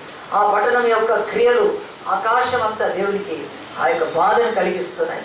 వాళ్ళ యొక్క గతిగా ముగించుకోనొచ్చు. అప్పుడు దేవుడు ఆ ప్రపంచంలోని ఆ దేశాన్ని, ఈరోజు మన ఇండియాకి మిషనరీస్ ఎట్లా వచ్చారు, కదా. ఎంతో మంది మిషనరీస్ వచ్చారు కదా ఈ దేశాల్లో స్వార్థ చెప్పడానికి, ఈ దేశానికి యేసుక్రీస్తుని చెప్పడానికి, ఈ దేశం యొక్క గతి మారాలని చెప్పి నదిని మొక్కి మన దేశంలో కదండి కదా, పురుగుల్ని పాముల్ని మొక్కుతూ, బొమ్మల్ని మొక్కుతూ, మనుషుల్ని ఆరాధిస్తూ, చెట్లను పూజిస్తూ ఉన్న ఈ దేశానికి దేవుడు లేడని ఆ దేవుడికి తెలుసు కనుక ఈ దేశానికి మిషనరీలను పంపించినట్టే ఇదిగో ఈ యొక్క యోనా నాడు మిషనరీగా పంపించాడండి దేవుడు. యోనా, నీవు వెళ్ళి నినివే పట్టణం యొక్క స్థితిని వారికి చెప్పు, ఇంకా కొన్ని దినాల్లో నేను దాన్ని నాశనం చేయబోతున్నాను కనుక వాడు మారు మనసు పొందాలని చెప్తున్నప్పుడు యోనా ఏం చేశాడు? లేచి నినివే పట్టణానికి వెళ్ళలేదు.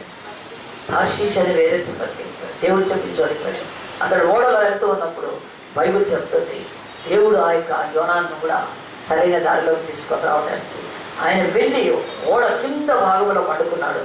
ఆ తర్వాత ఆ సముద్రంలో భయంకరమైన అలజడి మొదలైంది, తుఫాను మొదలైంది, భీకరంగా వాతావరణం మారిపోయింది. ఇక పడవ ఆ యొక్క అలలకు లేచి పడుతూ దాంట్లో ఉన్న వాళ్ళంతా చచ్చిపోతారేమో అని ఆ పడవ నడుపుతున్న నావికులే కానీ, దాంట్లో ఉన్న ప్రయాణికులే కానీ, దాంట్లో ఉన్న సరుకు కానీ, దాంట్లో ఉన్న సమస్తమైనది గడగడలాడుతూ ఉన్నప్పుడు అప్పుడు వాళ్ళు ఆ పడవలో ఉన్న ఓడలో ఉన్న అందరూ లేచి వాళ్ళ దేవుళ్ళని ఆరాధిస్తున్నారు. ఆ తర్వాత వాళ్ళు చేయగలిగించేస్తున్నారు.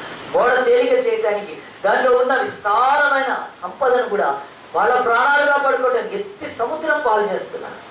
ఆ ఓడ నిలకడగా ఉంటాయి. అంత చేస్తూ ఉంటే ఈ యోనా అనే అతను పొయ్యి దాంట్లో పడవలో కింద పండుకున్నాడు. అప్పుడు క్యాప్టెన్ చూశాడు, నావికుడు అందరి లాగుంటే అదండి చాలాసార్లు ఇప్పుడు అందరం మనం ఇక్కడ కూర్చున్నాం. కొంతమంది బయట ముచ్చట్లు పెడుతుంటారు కనుక నాకు ఒక మైక్ ఇప్పుడు కొన్నారండి. ఏం మైక్ కొన్నారంటే కార్డ్లెస్ కొన్నారు. నేను వాక్యం చెప్తాడు కదా రౌండ్ వేసేసి వస్తాను. అట్లుంటుందండి. చాలాసార్లు వాక్యం చెప్తుంటే ముచ్చట్లు పెట్టుకునేవాళ్ళు, వాక్యం చెప్తుంటే అదిగా ఉండేవాళ్ళు. మన సంఘంలో లేదు కానీ చెప్తున్నాను జనరల్. అలాగున ఈ క్యాప్టెన్ కూడా చూస్తావాడు. ఇంత బాధ ఉంటే అయ్యో నేను కదా నావికుడిని, నేను సరిచేయలేకపోతున్నానే, వీళ్ళ ప్రాణాలంతా కూడా కాపాడలేకపోతున్నాను. దుఃఖంతో నావికుడు ఏదైనా చేయొచ్చు, ఏమైనా చేయగలుగుతామా అని వెతుకుతూ ఉన్నాడండి పడవ విషయంలో. వెతుకుతూ ఉంటే అక్కడ ఈ యోనా పండుకొని ఉన్నప్పుడు ఒయ్యి నిద్రపోత లేచి నీ దేవుడికి మొరబెట్టు, ఇంత ఆందోళనలో నువ్వు పడుకున్నావేంటి కదా. రేపు ఎగ్జామ్ పెట్టుకొని రోజు పండుకుంటారండి. ఆహా ఎంత నిద్రో స్టూడెంట్స్కి.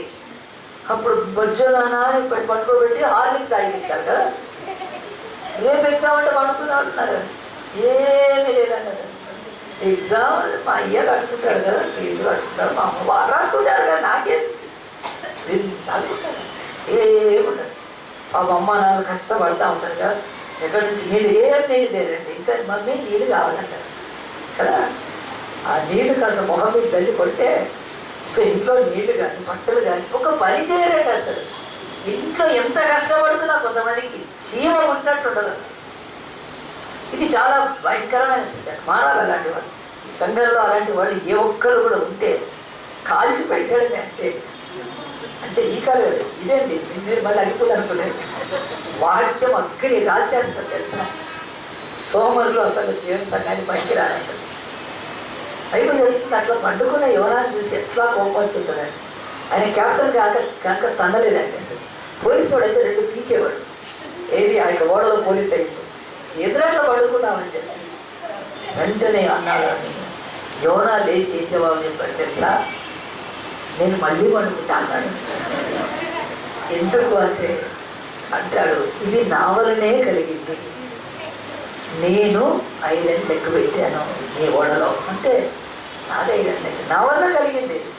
ఆ యొక్క ఓడ అంటాడు, ఏంటి నువ్వెందుకు ఆపాదించుకుంటావు బాబు అంటే చెప్పాడు, నా దేవుడు నన్ను వెళ్ళమన్న చోటికి నేను వెళ్ళట్లేదు, నేను వెళ్ళనందుకు నన్ను దేవుడు పట్టుకోవటానికి వెంటాడుతున్నాడు. ఈ బైబిల్లో నిన్ను కూడా దేవుడు నన్ను వదిలిపెట్టడండి. ఆయన మాట వినకుండా ఆయన చెప్పిన పని చేయకపోతే వదిలిపెట్టడండి దేవుడు. ఎక్కడికైనా వచ్చి వెంటాడతాడని గుర్తుపెట్టుకోండి. ఆ తుఫాన్ అంతా ఇదంతా సముద్రంలో ఈ యొక్క అలజడంతా నన్ను బట్టి అని చెప్పి అప్పుడు ఆ క్యాప్టెన్ అడిగాడు, ఏం చెయ్యాలంటే ఎక్కి నన్ను సముద్రంలో పడేసాడని. సింపుల్. ఇది చాలా విచారకరమైన ఇదండి. ఒక మనిషి దేవుడి చిత్తాన్ని లోబడకుండా మరణాన్నైనా కోరుకుంటున్నాడు కానీ దేవుడి చిత్తాన్ని నెరవేర్చాడండి. చచ్చిపోతున్నారు ఈరోజు. మేము యేసుని నమ్మము, ఇట్లనే చచ్చిపోతాం ఈ విగ్రహాలతో, ఇవే పండగలు చేసుకుంటూ చచ్చిపోతాం.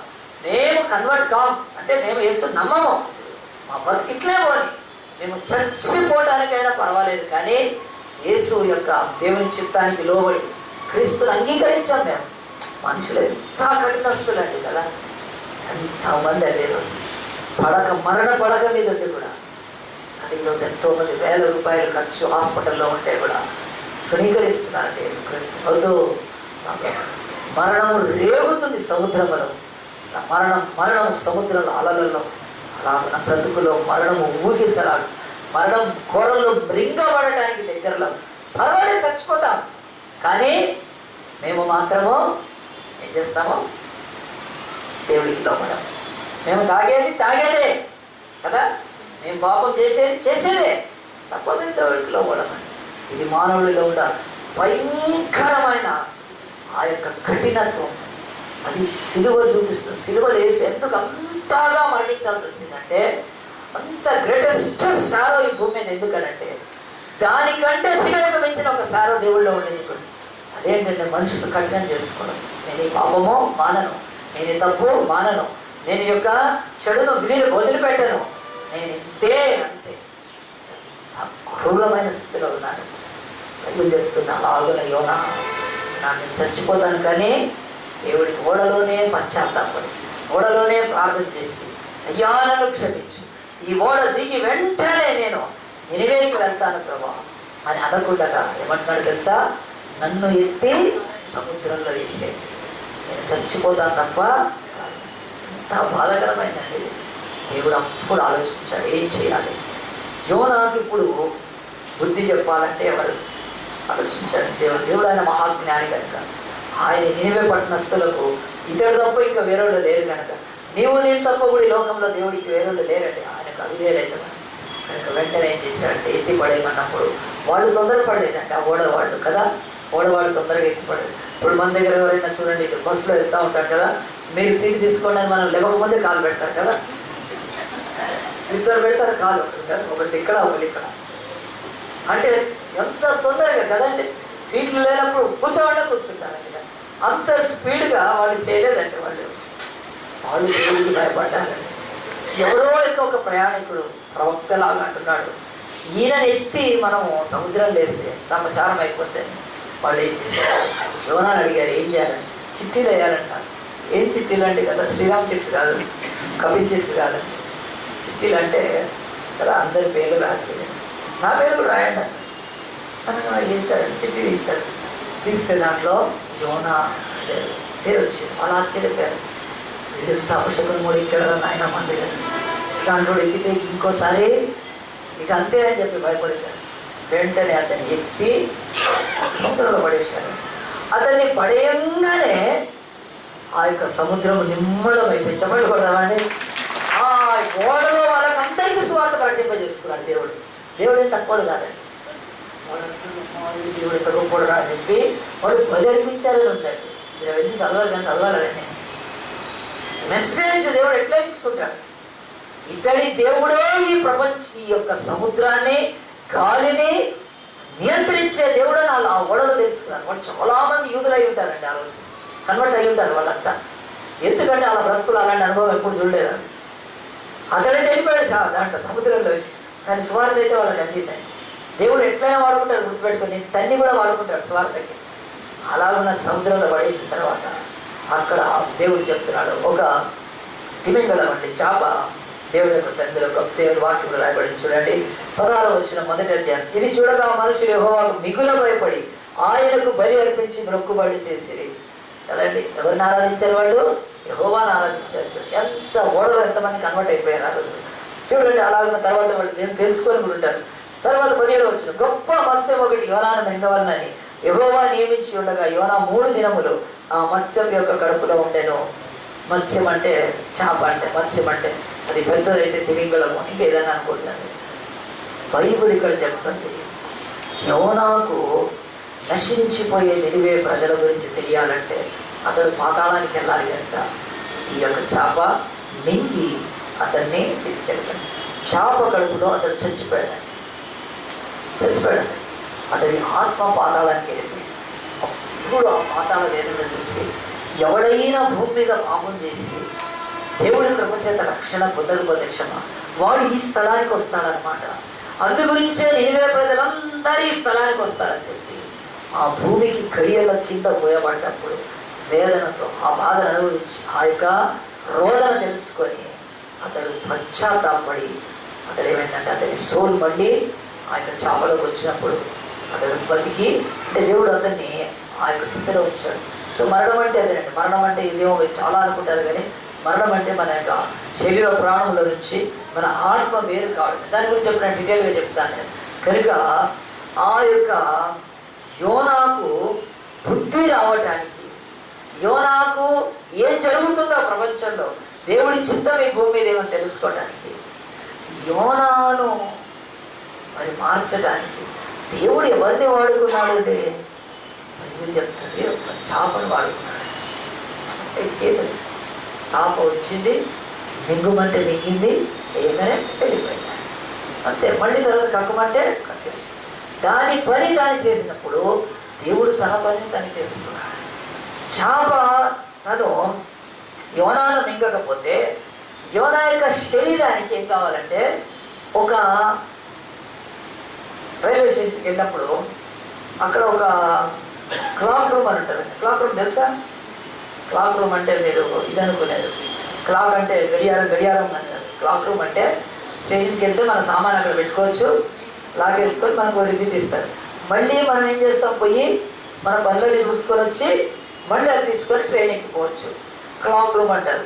కనుక మీకు తెలియకపోతే ఏదైనా పెట్టి చూడండి క్లాక్ రూమ్లో, పోయి ఏదైనా స్టేషన్లో. ప్రతి స్టేషన్లో ఉంటుంది, గవర్నమెంట్ ఏర్పాటు చేసింది. మన సామాన్ అక్కడ పెట్టేస్తే అంతా మనం వేసుకొని తిరగలేం కనుక క్లాక్.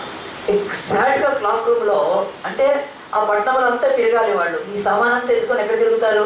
స్టేషన్లో కొంతసేపు క్లాక్ రూమ్ పెడితే 20 రూపాయలు 10 రూపాయలు ఇస్తే చాలు. ఆ రోజుకి మనం దినమంతా తిరిగేసేసి వచ్చి సాయంత్రం ఆ సామాన్ తీసుకొని ట్రైన్కి వెళ్ళిపోతుంది. అది క్లాక్ రూమ్, అది అన్ని స్టేషన్లలో ఉంటుంది. దేవుడు ఈ యొక్క చేపను యోనా యొక్క శరీరం పెట్టుకున్న క్లాక్ రూమ్గా వాడుకున్నాడండి. చెప్పకూడదమ్మా? ఓన్లీ అంతే. దేవుడు అడిగారు, చేప నువ్వు కొద్దిసేపు యోనాను కడుపులో పెట్టుకొని రెంట్ ఇస్తాను, 20 రూపాయలు 30 రూపాయలు ఎంత, ఓన్లీ బాడీని పెట్టుకుందండి అంతే. ఆ బాడీని తన కడుపులో పెట్టుకోవడానికి దేవుడు దానికి చాలా ప్రతిఫలం ఇచ్చుంటాడు. దేవుడు మాట విధిగా ఆ చేపను వాడుకొని యోనాను దేవుడు మళ్ళీ తిరిగి నినివే పట్టణాలను రక్షించుకోవడానికి వాడితే బైబిల్ ఇక్కడ రెండో చెప్తుంది. చేపకి ఏమొస్తుందండి? కానీ ప్రపంచంలో ఒక నినివే అనే ప్రజలను 1,20,000 మంది ఆ యొక్క యోనా ఇది ప్రకటిస్తే మారుమనసు పొందారంటే అంత పెద్ద ప్రవక్తను కూడా మార్చడానికి దేవుడు ఎవరిని వాడుకున్నాడంటే బైబిల్ అంటే చేపను వాడుకున్నాడు అంతే. ఇక మూడో చెప్పి నేను ముగిస్తాను, టైం అయిపోయింది. దయచేసి నాతో మత్తయి సువార్తలోకి రండి. మత్తయి సువార్త అలా దేవుని యొక్క వాక్యం 26వ అధ్యాయంలో, మత్తయి సువార్త 26వ అధ్యాయం. ఇక్కడ కూడా అలాంటిదే ఉంది కనుక 1, 2 కాదు 3 చెప్తే ఖచ్చితంగా ఇక మీరు మర్చిపోరని 3వ కూడా చెప్తున్నాను చూడండి. మత్తయి సువార్త 26వ అధ్యాయంలో దేవుని యొక్క వాక్యంలో యేసు ప్రభు ఆయన శిలువకు అప్పగింపబడినప్పుడు యేసు ప్రభు యొక్క 12 మంది శిష్యుల్లో ఒక శిష్యుడు అమ్మేశాడు. మిగతా 11 మంది శిష్యుల్లో పేతురు ఏమన్నాడంటే, యేసయ్య నిన్ను నాకు ఎంత సమస్య వచ్చినా నేను వదిలిపెట్టను, నిన్ను విడనాడనని చెప్పి యేసు ప్రభు యొక్క ఎదుట అలాగన మాట్లాడినప్పుడు ఈ యొక్క మత్తయి సువార్త 26వ అధ్యాయంలో దేవుడు అన్నాడు, కాదు బాబు నువ్వు నన్ను వదిలిపెడతావు, నన్ను నువ్వు కాదంటావు అని చెప్పి దేవుడి యొక్క వాక్యంలో ఆయన మాటలు చూడండి. నేను చదువుతాను చూడండి. దేవుడి యొక్క వాక్యంలో కొన్ని మాటలు చూపిస్తాను. 67వ వచనం నుంచి, అప్పుడు వారు ఆయన ముఖం మీద ఉమ్మివేసి ఆయన గుద్దిరి. కొందరు ఆయనను అరిచేతులతో కొట్టి క్రీస్తు నిన్ను కొట్టివన్నాడు. యేసు ప్రభుని హింసించడం మొదలుపెట్టారు. యేసు ప్రభు శిష్యుల్లో పేతురు ఒకడు మాత్రం వెనక వెళ్తున్నాడని. 69వ వచనం, పేతురు వెలుపట ముంగిట కూర్చుండగా ఒక చిన్నది అతని యొద్దకు వచ్చి నీవును గల్లియోను చేస్తూ ఉండేవు కదా అన్నాడు. అందుకు అతడు నేను ఉండలేదు అన్నాడు, అబద్ధం ఆడాడు. ఆ తర్వాత అతడు 71వ వచనంలో నడవడానికి వెళ్ళిన తర్వాత అక్కడ వేరేవాడు చూసేమనంటే వీడులో నజరేయుడు అంటే అతడు ఒట్టు పెట్టుకొని నేను ఉండలేదు, 2 సార్లు అయిపోయింది. మళ్ళీ ఆ మనుషుడు నేను ఎరగనని చెప్పాను. కొంతసేపు అయిన తర్వాత అక్కడ నిలిచిన వారందరూ కూడా పేతురు వద్దకు వచ్చి నిజమే నీవులో వారితో ఒకటివే అన్నప్పుడు ఈ పలుకు నిన్ను గురించి సాక్ష్యం ఇస్తుందని చెప్పినప్పుడు అందుకు అతడు ఆ మనుషుని నేను ఎరగనని చెప్పి శపించుకున్నట్టు ఒట్టు పెట్టుకున్నట్టు మొదలు పెట్టాను. కనుక మాథ్యూ 26లో ఇక్కడ ఉందని చూడండి. మొదలు పెట్టిన వెంటనే కోడి కూసేను అని బైబిల్ చెప్తుంది. తనతో 3.5 సంవత్సరాలు తిరిగి నడిచి అద్భుతాలు చేసి అద్భుతాలలో పాలిభాగస్తుడై యేసుకు అతి సన్నిహితుడైన శిష్యుడు పేతురు 3 సార్లు అండి అబద్ధమాడి, తర్వాత శపించుకొని ఒట్టు పెట్టుకొని, మూడోది శపించుకుంటూ ఒట్టు పెట్టుకుంటూ యేసుక్రీస్తుని తెలియదని పొంకిన ఈ పేతురు మార్చడానికి దేవుడు ఎవరిని వాడుకున్నాడు తెలుసండి? ఒక కోడిని వాడుకున్నాడండి. కోడి అరిసింది చూడండి. కోడి బైబిల్ చెప్తుంది వెంటనే కోడి కూసాను కనుక కోడి కూయక మునుపు నీవు నన్ను ఎరగవని ముమ్మారు చెప్పదని యేసు అతనితో అన్న మాట పేతురు జ్ఞాపకం తెచ్చుకొని వెలుపలకు పోయి సంతాపపడి ఏడ్చెను. పేతురు ఎంత పెద్ద అపోస్తలుడండి. ఫస్ట్ ఆయన ఇక చెప్పాలంటే యేసు తర్వాత అంత అపోస్తలుడైన పేతురుని దేవుడు అంటాడు మార్చడానికి, లేకపోతే అతనికి పశ్చాత్తాపం కలిగించడానికి దేవుడు ఒక కోడిని వాడుకున్నాడని మీకు తెలుసు. యేసు ప్రభు దగ్గర పీరాలు పలికాడు, యేసు ప్రభు దగ్గర గొప్పలు పలికాడు, యేసు ప్రభు దగ్గర చాలా నేనే నాకంటే ఎవ్వడు లేడన్నంతగా ప్రభు మరణమైన నిన్ను నన్ను వేల్చేదు, నీ కొరకు నేను ఏదైనా చేస్తాను, నా ప్రాణమైన పెడతాను, అది చాలా పెద్ద మాటలు మాట్లాడాడు. చాలామంది అలాగే అంటారు కదా, నేను ఏమైనా సరే యేసుప్రభుని వదిలిపెట్టాను అంటారు కదా. అంటే అవునా కదా, నేను ఏదైనా సరే యేసుప్రభును నేను వదిలిపెట్టాను అంటారు. చిన్న కష్టం వచ్చింది అనుకోండి, ఇంట్లో వాటర్ రాకపోతే కదా, ఇంట్లో నీళ్ళు రాకపోతే ఏం యేసుప్రభు అండి కదా, ఏమి ఇస్తున్నాడు మాకు నీళ్ళు? చిన్న వాడి దగ్గరనే బొంకేస్తారు. అంటే యేసుప్రభుని తెలియదు అన్నట్టుగా యేసుప్రభు యొక్క ప్రేమను వదులుకుంటారు కనుక బైబిల్ చెప్తుంది పేతురు నీళ్ళ మీద నడిచినవాడు, భూతాలు చేసినవాడు, దెయ్యాలను వెలగొట్టినవాడు.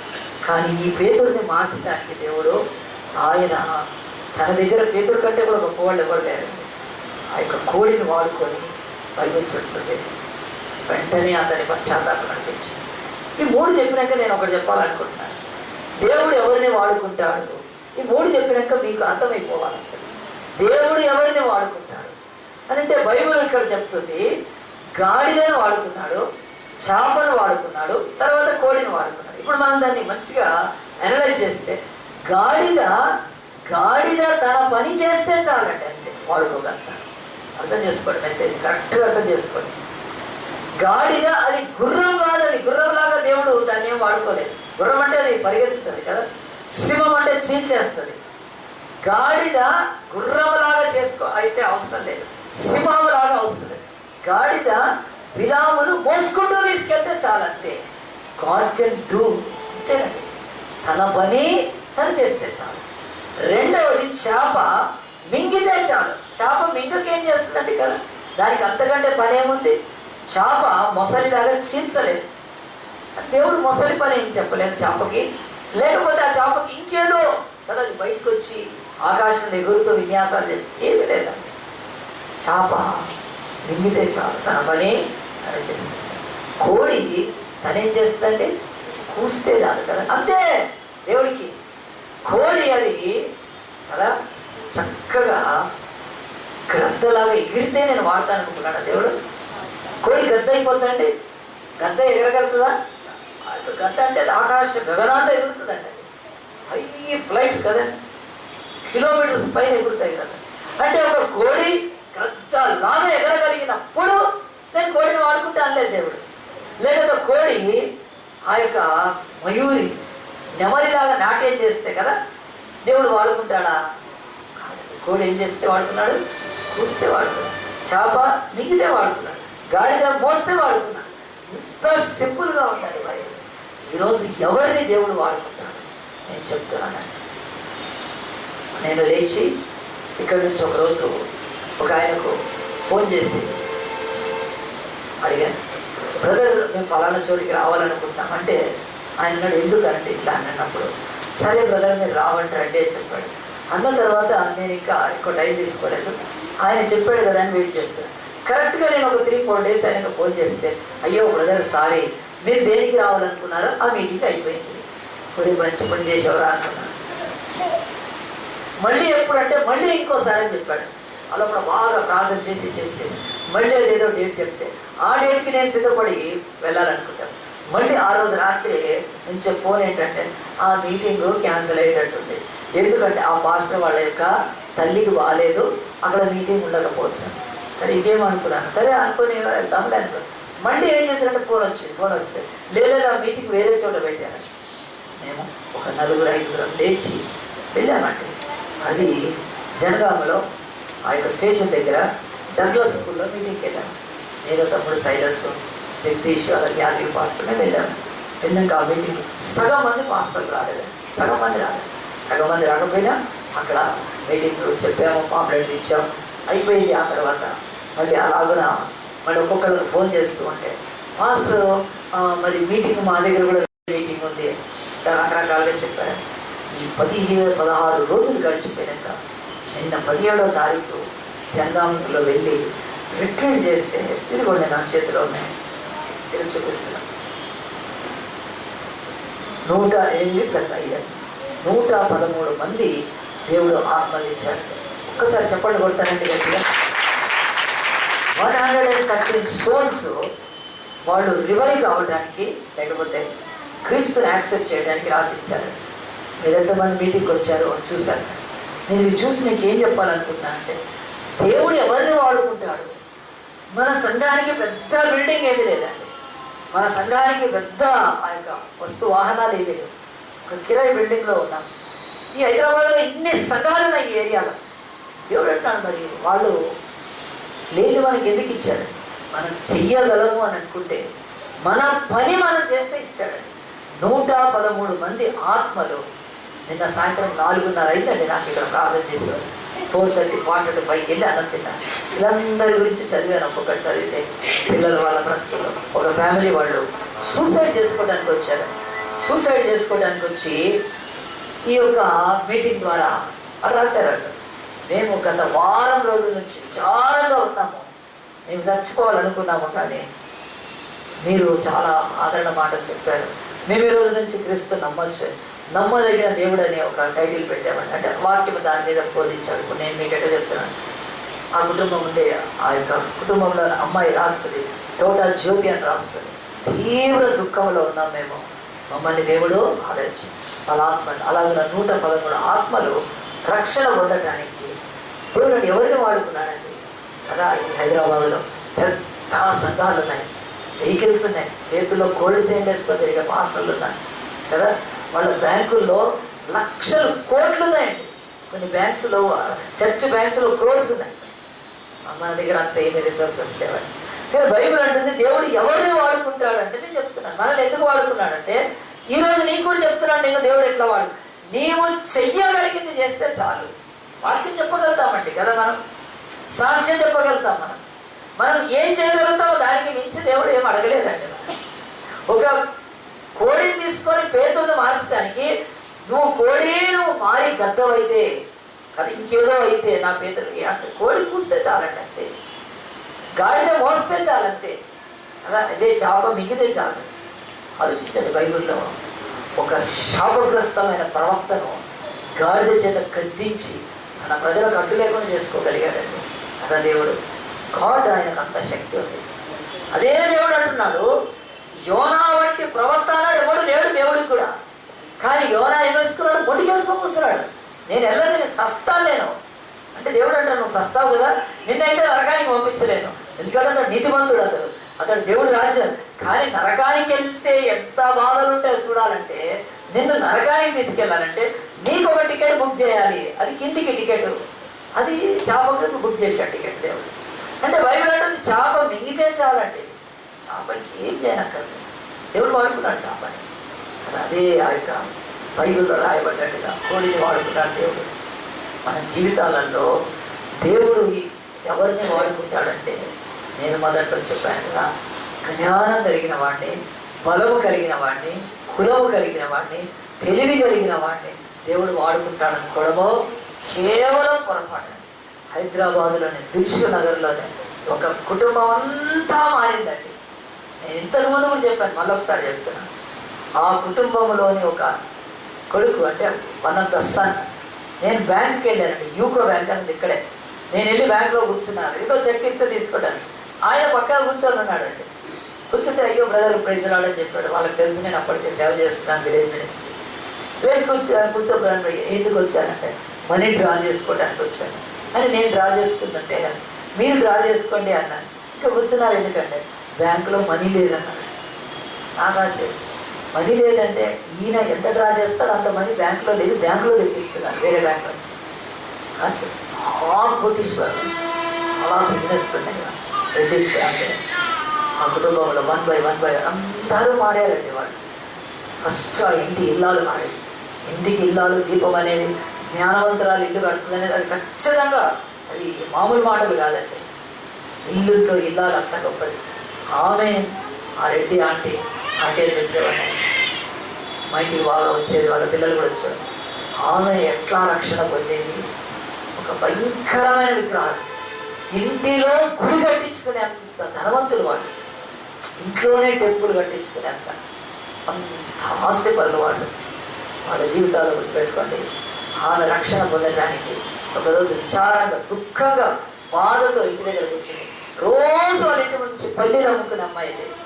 ఆ పల్లీలు అమ్ముకునే అమ్మాయి చూసి అంటే ఏంటి అమ్మ దుఃఖంగా ఉన్నామని ఒకరోజు అడిగితే ఏం లేదు అంటే తన యొక్క పల్లీలు అమ్ముకునే బుట్టలో ఇట్లా కరపత్రాలు పెట్టుకుందండి కింద. ఆ కరపత్రం అంటే ట్రాక్, దాంట్లో ఎస్ గురించి ఒక చిన్న మాటలు ఉంటాయి, ట్రాక్ అంటారు ఇంగ్లీష్లో. కరపత్రం తీసి అమ్మాయిది చదువుకోవాలి. చూస్తే దాని మీద క్రాస్ అదంతుంది. ఆమె ముఖం ఎట్లా పెట్టిందంటే వెంటనే నలిపి అవతల పడేస్తాను, క్రీస్తాన్ని అంత వ్యతిరేకం. కానీ ఆ చిన్న పిల్ల పల్లీలు అమ్ముకునే పిల్ల బాధపడుతుందని చెప్పి అపోవే అని చెప్పి అది తీసుకొని పెట్టుకొని ఇంట్లోకి వెళ్ళిపోయింది. కూర్చుంది. వేదన దుఃఖం. డబ్బులు లేక కదండి, ఫ్యామిలీలో ఎన్ని డబ్బులు కోట్లు ఉన్నా ప్రాబ్లం ఉండదు అనుకోవద్దు. ఆ బాధతో అలా ఉన్నప్పుడు ఆమెకు ఒకటే వస్తుంది, అదుగో అది చదువు అని ఒక ప్రేరణ కలుగుతుంది. పెట్టి ఇంట్లో తీసుకొచ్చి అది తీసి చదివిద్దండి. చదవంగానే ఆమెకి ఏదో ఒక నెమ్మది ఆవరిస్తుంది. స్పిరిచువల్ పవర్, సూపర్ పవర్ అనుకుందా. ఇది చేసుకునిస్తుంది కదా ఇట్లా. మళ్ళీ అక్కడ పెట్టేసి మళ్ళీ దుఃఖం, చీకటి. మిట్ట మధ్యాహ్నము ఆమె బ్రతుకులో చీకటి ఆవరించింది. చీకటి కమ్ముకుంటుంది. ఏంటిట్లా చీకటి నన్ను ఆవరిస్తుందని చెప్పి మళ్ళీ కొద్దిసేపు అది చదివితే బాగుంటుందని మళ్ళీ పోయి ఆ ట్రాక్ తీసుకొచ్చింది. అట్లా ఆ రోజు 3 సార్లు చదివేసిందంటే ఆమెకి ఎంతో పవర్ ఉంది దీంట్లో. ఈ చిన్న ట్రాక్లో యేసుక్రీస్తు అని చెప్పి ఆ తర్వాత ఒక వారం రోజులు ఆమె జీసస్ తెలుసుకోవడానికి ఇష్టపడి రహస్యంగా తన ఇంట్లో బైబిల్ తెప్పించుకొని ఆ పూజలు ఆపి యేసు ప్రభువును ప్రార్థన చేయడం నేర్చుకోవడం. తర్వాత నెల రోజుల తర్వాత ఆమె దేవుడి యొక్క బిడ్డలను కలుసుకోవడం. తర్వాత ఇంట్లో ఎన్నో అలజడులు వచ్చిన అలాగ రక్షణ పొంది ఎన్నో మందిరాలండి. ఒక్క లెఫ్ట్ హ్యాండ్తో ఇట్లా తీసి ఇవ్వగలుగుతుంది మందిరం, ఒక మందిరం కట్టుకోవడానికి. అంత కోటీశ్వరరావు ఇచ్చిందండి, ఎంతో మందికి ఇచ్చింది. అలాగే ఆమె మారిపోయి ఆమె కొడుకులు, అల్లుళ్ళు, అందరు కుమార్తెలు మారారు క్రీస్తు నమ్ముకుని. నేను ఎందుకు ఆమె ఎగ్జాంపుల్ చెప్తున్నానంటే ఆమెను మార్చడానికి దేవుడు ఏ పీఠాధిపతినో వాడుకోలేదు, ఏ రెవరెండునో ఏ బిషప్నో వాడుకోలేదండి. దేవుడు పల్లీలు అమ్ముకునే పిల్లలు వాడుకున్నాడు. కనుక బైబిల్ ఏం చెప్పుకుంటూ ఒకసారి చూద్దాం. 1 కొరింథీ 1వ అధ్యాయము 26వ వచనం చూసి చదవండి. అందరికీ అనండి ఒకసారి. 1 Corinthians 1st chapter 26 verse 26 26వ వచనం చదవండి. సహోదరులారా మిమ్మల్ని పిలిచిన పిలుపును చూడుడి. మీలో లోకరీతిని జ్ఞానులైనను గనులైనను గొప్ప సమూహము గొప్ప వంశం వారిని అనేకులు పిలవడలేదు. కానీ ఎవరు చెప్తుంది, ఏ శరీరం దేవుని అయితే అతిశయింపకుండానట్లు జ్ఞానులను సిగ్గుపరచుటకు లోకములో నుండి వెర్రి వారిని నోట్ చేసుకోండి.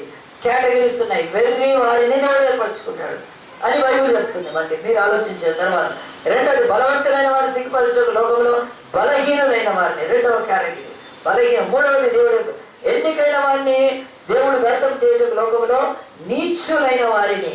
3 అయిపోయారండి. వెర్రివారు, బలహీనులు, నీచులని తృణీకరింపబడిన వారు అంటాడు.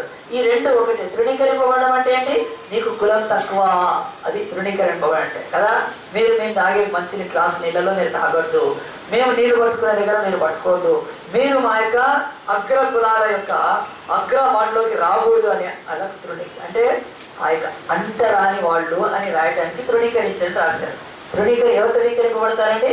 అంటరాని వాళ్ళు. ఈ రోజు వరకు కూడా సిటీలో ఉన్నా లోపడున్నా ఊర్లలో అది ఎక్కువ ఉంటుంది కనుక అంటరాని వాళ్ళు అని ఆ మాట అన్నమాట. నీచులైనా అంటే తృణీకరింపాడు. తర్వాత బైబిల్ అంటుంది ఎన్నిక లేని వారు, 4వ కేటగిరీ. ఎన్నిక లేని వారిని దేవుడు ఏర్పరచుకొని ఉన్నాడు కదండి. దేవుడి వాక్యం ఒకటే చెప్తుంది ఈరోజు. ఎవరిని దేవుడు వాడుకుంటాడంటే నీ లైఫ్లో బైబిల్ గుర్తుపెట్టుకోండి. దేవుడు బలహీనులను, వెర్రి వారిని, తృణీకరింపబడ్డ వారిని, ఎన్నిక లేని వాళ్ళను వాడుకు. గాడిద ఏమి ఎన్నిక అయిందండి?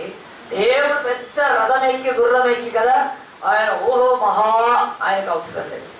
గాడిద చాలా కదండి అంతే. కనుక ఆ యొక్క సముద్రంలో కూడా ఏదో విపరీతమైన ఒక మామూలు చేప, అది ఎక్కడో సముద్ర అడుగులో ఉంటుంది. అది చాలా పెద్దది కనుక పైకి కూడా రాదు.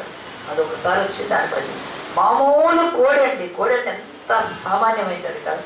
ఆ కోడిని వాడుకొని దేవుడు అంటున్నాడు నా కార్యాలు చేయగలిగినప్పుడు నిన్నెందుకు నేను వాడుకోలేకపోతున్నాను, కానీ నువ్వు వాడబడటానికి ఈ సంఘాల్లోకి వచ్చావు కనుక. మన జనగాములో దేవుడు 110 మంది 13 మంది ఆత్మలు ఎట్లా అంటే మనం చేయగలిగిన పని అండి.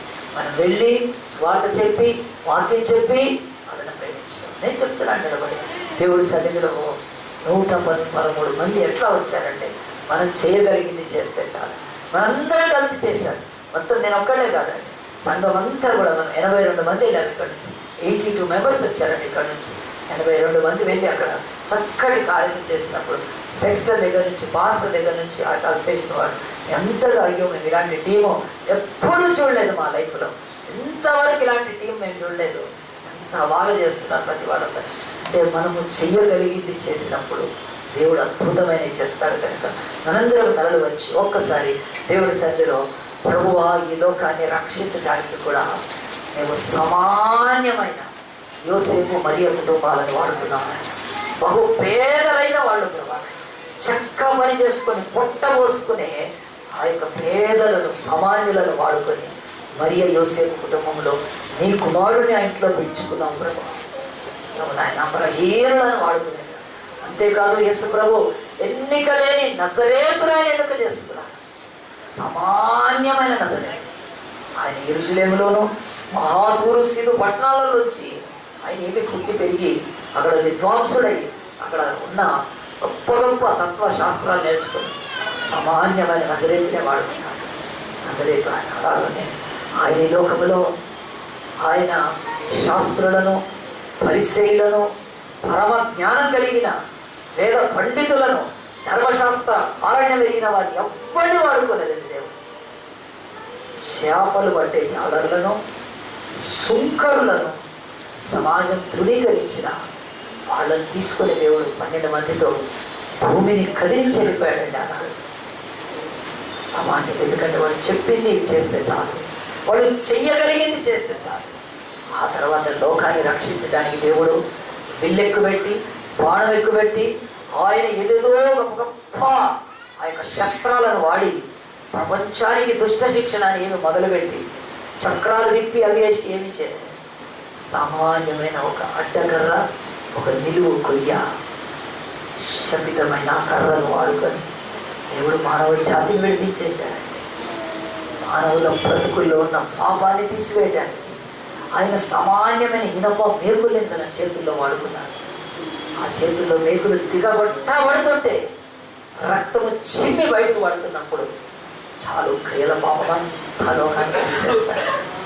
ఆయన కాళ్ళు పవిత్రమైన ఆయన కాళ్ళల్లో సామాన్యమైన మేకులు, ఆ యొక్క బంగారు మేకులు కాదు, ఇనప మేకులు.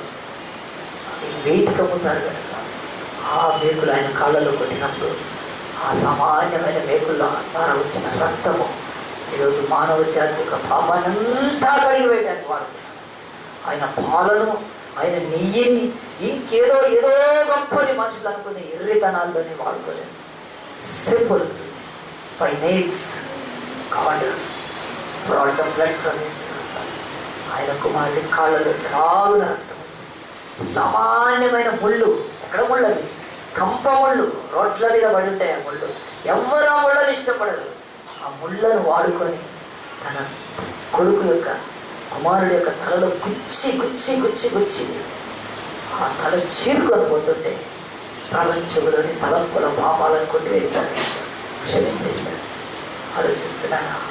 ఆయన నోటి పాపాన్ని పిడిగుత్తులు గుద్దినప్పుడు, చేతి దాడించినప్పుడు ఆయన క్షమిస్తూ చివరికి వేశ్యలు లైంగిక పాపం అది కొంచెం ఘోరమైతే కనుక బళ్ళు పొడుతో ఆయన అమోలు బల్యాన్ని సైనికులు రోజు వాడుతుంటారు. ఆ బల్యాన్ని, ఆ యొక్క బల్యం వాడుకొని ఆయన పెద్ద గద, ఆయన పెద్ద బంగారుది గదను వాడి, బంగారు బిల్లును వాడి, కానీ సామాన్యమైన సైనికుడి చేతిలో ఉండే బల్యంతో ఈరోజు లైంగిక పాపం, అపవిత్రులు, స్త్రీ పురుషుల మధ్య జరిగే నీచమైన పాపానికి ఆయన మరి ముగింపు పని సింపుల్గా కదా, ఎంత సామాన్యమైన మాట. దేవుడి లోకములో ఒక శస్త్రచికిత్స చేయాలంటే సూపర్ స్పెషాలిటీ హాస్పిటల్లో సిటీ స్కాన్లు అవి కోట్లలో చేసినవి ఉంటాయి. వాటితో డయాగ్నోస్ అయ్యి, వాటి ద్వారా డయాగ్నోస్ అయినాక ఆ రోగం అంతు పట్టి ఏదో ట్రీట్మెంట్ చేస్తూ ఉంటారు. పాపం డాక్టర్లు కష్టపడతారు. కానీ యేసు దేవుడు మాత్రం ఒక కొరడాను వాడుకొని యేసు శరీరాన్ని చిలుస్తూ ఉంటే ఆ కొరడాతో లోకాన్ని స్వస్థపరచడానికి ఇష్టపడ్డాడండి. రోగాలను సామాన్యమైనవి వాడుకున్నాడండి. కానీ చేయాల్సిన పరిచయం కొరడా చీల్చాలి, మేకు దిగాలి, ముళ్ళు గుచ్చుకోవాలి, అంతే దేవుడికి ఇష్టం. అంతకు మించి ఏం కానవసరం. ఈరోజు నీవు నేను కూడా చేయగలిగింది చేస్తే, జనగాంలో మన చర్చికి 113 ఆత్మలు ఇచ్చాడండి. అది మనందరికీ దేవుడు ఇచ్చిన ధన్యత. కానీ ఇంకా దేవుడు అడుగుతున్నాడు, నీలో ఒక ఆ యొక్క భ్రమను మార్చుకో. దేవుడు నువ్వు యూనివర్సిటీకి వెళ్తే వాడుకోడు, నేను బైబిల్ కాడికి వెళ్తే వాడుకోడు. ఆయన నీకు జ్ఞానం ఉంటే వాడుకోడు, వివేచన ఉంటే వాడుకోడు, తెలివి ఉంటే వాడుకుంటాడు. అనుకోవద్దు. నువ్వు చేయగలిగితే నోరు తెరిచి, బిడ్డ కోడి కూసిందండి చాలంటే, ఎక్కడ పేతురు పాతాళంకి వెళ్ళకుండా కాపాడబడతాడు. చాప మింగిందండి చాలు, నినివే ప్రజలు రక్షణ పొందారు. గాడిద నోరు తెరిచి మాట్లాడింది చాలు, వాడు ప్రవక్త శపించకుండా అడ్డుకున్నాడు దేవుడు. దేవుడు అంటున్నాడు, మన బ్రతుకుల్లో కూడా మనం చెయ్యగలిగింది చేస్తే దేవుడు మనల్ని వాడుకుంటాడు. మరి దేవుడు నిన్ను వాడుకోవడానికే కదా క్రీస్తు బిడ్డగా. ఎక్కడైనా నోరు తెరవగలుగుతున్నావా? దేవుడు నోరిచ్చాడు. మరి గాడిద కానాడు నోరిచ్చాడు. అదంటే అలాగే నా దేవుడు నోరు లేని వాడికి నోరిచ్చి మాట్లాడించగలిగితే, నోరున్న మనం మన పని మనం చేయకపోతే ఆలోచించండి. ఎస్ఐగా నేను ఈరోజు నా జీవితంలో ఒక అంశం నేర్చుకున్నాను ప్రభా. నేను చేయగలిగింది చేస్తేనే నువ్వు వాడుకుంటావు ప్రభా. చెయ్యలేది నేర్చుకుంటామంటే అవసరం లేదు. నువ్వు ఈరోజు ఏమి చేయగలుగుతావో అది చేస్తే చాలు బిడ్డ. నువ్వు పాట పాడగలుగుతావో పాడు, నేను వాడుకుంటాను. నువ్వు వాయిద్యం వాయించగలుగుతావో వాయించి నేను వాడుకుంటాను. నువ్వు మరి వాలంటరీగా పని చేయగలుగుతావు వాడుకో. నువ్వు వంట చేయగలుగు, ఏదో ఒకటి దేవుని రాజ్యానికి నువ్వు చేయగలిగింది అది చేస్తూ ఉంటే దేవుడు నేను వాడుకుంటాను. అలాగే నీ యొక్క ప్రజలు ఎంతమంది నశించిపోతున్నారో, నువ్వు చేయగలిగింది ప్రార్థన చేయగలిగితే చేస్తున్నావా? నీ బంధువుల లిస్ట్ అంతా నీ దగ్గర ఉండాలండి. ఒక డైరీలో నీకు ఎవరు డబ్బులు ఇచ్చారో, లేకపోతే ఎవరి దగ్గర నుంచి డబ్బులు రావాలో లిస్ట్ రాసి పెట్టుకోవడం కాదు. నీ పాస్బుక్, బ్యాంకులో పాస్బుక్ ఉంటే అది ఎందుకు పనికి రాదండి. Vasavi bank, Prudential bank, Charminar bank పాస్బుక్లు ఏం చేసుకోవడానికి? అవి లామినేట్ చేసి ఇంట్లో పెట్టుకోవాల్సింది. బ్యాంకులు మునిగిపోయినాయి ఒకప్పుడు, ఇంకా మునుగుతాయి. కాదండి కాదు, బ్యాంకు బుక్కులు కాదండి, ప్రార్థనా బుక్కులు తెరుచుకోవాలి మనం. అయ్యా మా వదినకు రక్షణ లేదు, మా బాబాయికి రక్షణ లేదు, మా యొక్క బంధువులు అనేకుల విగ్రహారాధికులు ఉన్నాయి. ఇదిగో ఈ వారం అంతా కూడా అదిగో ఆ యొక్క బొమ్మ చుట్టూ తిరుగుతారు. ప్రభావాన్ని రక్షించవాలంటే దేవుడికి ఎంత సంతోషం. నువ్వు చేయగలిగింది ప్రార్థనే చెయ్యి. మాట్లాడగలిగి మాట్లాడగలిగే వాక్యం దేవుడు అలాగని నేను వాడుకోవాలనుకుంటున్నా. నువ్వు ఇష్టపడితే ఈ వాక్యం విని ఎస్ఐ ఈరోజు నేను అర్థం చేసుకున్నాను. నువ్వు ఎవరిని వాడుకుంటావంటే, ఎవరు తాము చేయగలిగింది చేస్తూ ఉంటే వారిని వాడుకుంటావని నేను అర్థం చేసుకున్నాను. నా హృదయాన్ని నీకు ఇస్తాను, నన్ను వాడుకోమని ఎవరైనా తీర్మానం చేసుకుంటే నీ చేయి చూపిస్తే సంతోషంగా నేను ప్రార్థన చేస్తాను. దేవా నన్ను వాడుకోవడము, ఈరోజు నుంచి నేను చేయగలిగింది చేస్తాను. నేను చేయలేనిది నువ్వు నన్ను ఎన్నడూ అడగవు నాయన. నేను చేయగలుగుతానో చేస్తాను. అది నువ్వు నన్ను వాడుకోమన్నప్పుడు దేవుడు కృప నేను ఉండదు. ఇంకెవరైనా దేవునికి ఇస్తుంది చదివించుగా ప్రార్థన చేసుకుని, మహోన్నతుడా పరిశుద్ధుడా నాయన, ఈ యొక్క కాలం మమ్మల్ని ప్రేమించి ఈ యొక్క తండ్రి మహోన్నతమైన తండ్రి కృప చేత ప్రభావం నువ్వు ఎవరిని వాడుకుంటావంటే ప్రభావం పెద్ద దేవాలయం ఉన్న తండ్రి సంఘాన్ని వాడుకున్నాయన, పెద్ద వాయిద్యాలు ఉన్న వాళ్ళని ప్రభావం, గొప్ప కోట్ల డబ్బులు నాయన వాళ్ళ యొక్క బ్యాంకులో ఉన్న సంఘాలను వాడుకోన్నాను. ఎవరు నీ కొరకు నాయన లేచి, అయ్యా అది DCM అయినా ఇంకేదైనా వ్యాన్ అయినా కూర్చొని కొద్దిసేపు వెళ్ళి అక్కడ నాయన దినమంతా నిలబడి నాయన వాక్య పరిచయం చేసి పాటలు పాడితే చాలు ప్రభా నాయన. నువ్వు నాయన ఎంతో మందిని రక్షించడానికి సిద్ధంగా ఉన్నావు. నేను చెయ్యలేనిది నువ్వు అడగట్లేదు నాయన, నేను చెయ్యగలిగింది చేస్తే నువ్వు మనం వాడుకుంటావు కనుక ఈరోజు నీ వాక్యం ద్వారా ప్రభా నాయన అయ్యా నువ్వు నా తండ్రి నోరు లేని కార్తవాన్ని వాడుకున్నావు నాయన. అయ్యా నేను భూమి మీద నడవలేని చేపలు నేను వాడుకున్నాను నాయన. అయ్యా ఆకాశంలో గద్దలాగా ఎగరలేకపోయినా కోడిని వాడుకున్నాను నాయన. చాలు ప్రభా నాయన. కనుక మా స్థితి మా శక్తిని వెలిగిన దేవుడు కనుక మేము ఇష్టపడి నీ పని చేయడానికి మా సామర్థ్యంలో ఉంటే తప్పగా మమ్మల్ని వాడుకుంటామని ఎరిగాను. ఈరోజు ఎవరైతే చేతులెత్తి ప్రభా నాయన నిశ్చయముగా ప్రభా వారు ప్రభా నా తండ్రి నాయన మరి ప్రభా నేను తీర్మానం చేస్తున్నాను, అందరినీ అభిషేకించాను నాయన. నీ సేవకుడైన నేను కూడా ఏ బైబిల్ కాలేజీకి వెళ్ళలేదు నాయన, నాకు ఎక్కడా తల్లి మీద ఎవరు ఇవ్వలేదు ప్రభా. అయ్యా నేను సాక్ష్యం చెప్పడం మొదలు పెడితేనే నన్ను ఈ రోజు వరకు వాడుకుంటున్నాను కనుక అయ్యా నిజముగా అలాంటి కృపను నాయన సంఘంలోని ప్రతి బిడ్డకి ఇచ్చిన మీరే మహిమ తెచ్చుకోండి. ఎటువంటి వాక్యాన్ని నాలుగంటే నేర్పోసి నిరంతరం ఫలింపచేయండి. ఈ మనవులను ప్రార్థనలను మా ప్రభును రక్షించండి. యేసుక్రీస్తు పరిశుద్ధ నామాన్ని బట్టి అడిగి వేడుకొచ్చున్నాము తండ్రి. ఒక పాట పాడుతుంది కదా కానుకలు ప్రభు.